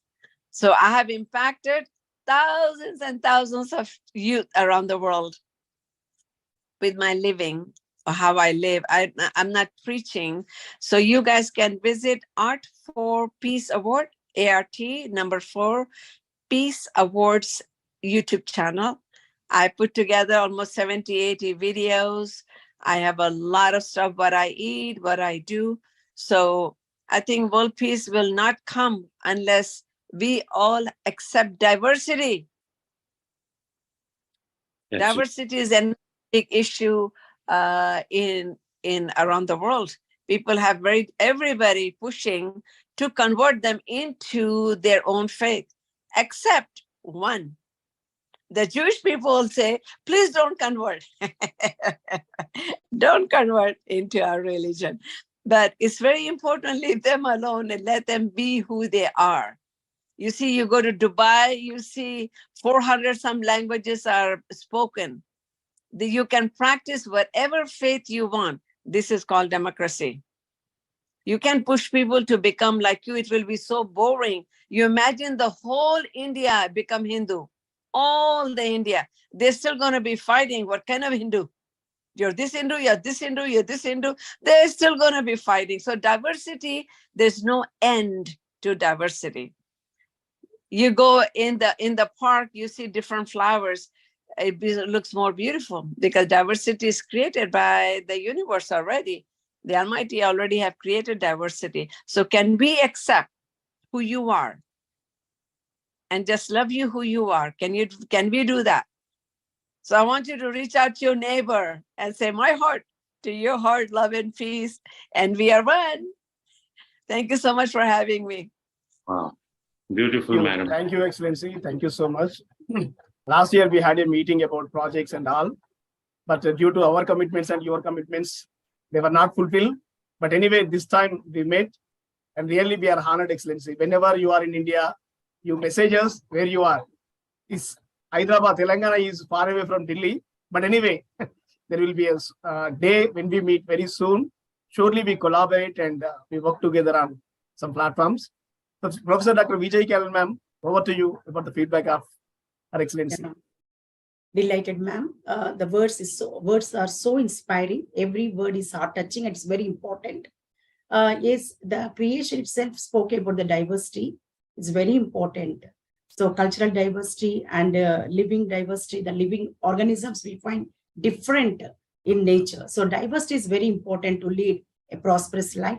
As you said, peace starts within, ma'am. So we need to be peaceful with our attitude, behavior in all aspects. Then we can communicate with our neighbors with love and affection. That will be carried on globally. So what you said is right. And we are looking ahead for good projects from you, ma'am. As my brother said, so we will meet you and we'll discuss how best we can collaborate and for the betterment of the society. Thank you very much, ma'am. We are honored. Tarun Tiwari, brother, we don't disturb you. Sorry. No. Madam deserved this much, Yes. more. Because we specially invited her, and she was, in spite of her busy schedule. Yes, brother. And we are so fortunate that we have this kind of great lady, great mentor, great guide with us. Thank you so much, madam, for your precious words and We will really appreciate all your thinking, and we cannot push anybody, but anybody can think and act as you guided us. Thank you so much, madam. Friends, today after madam, we have another great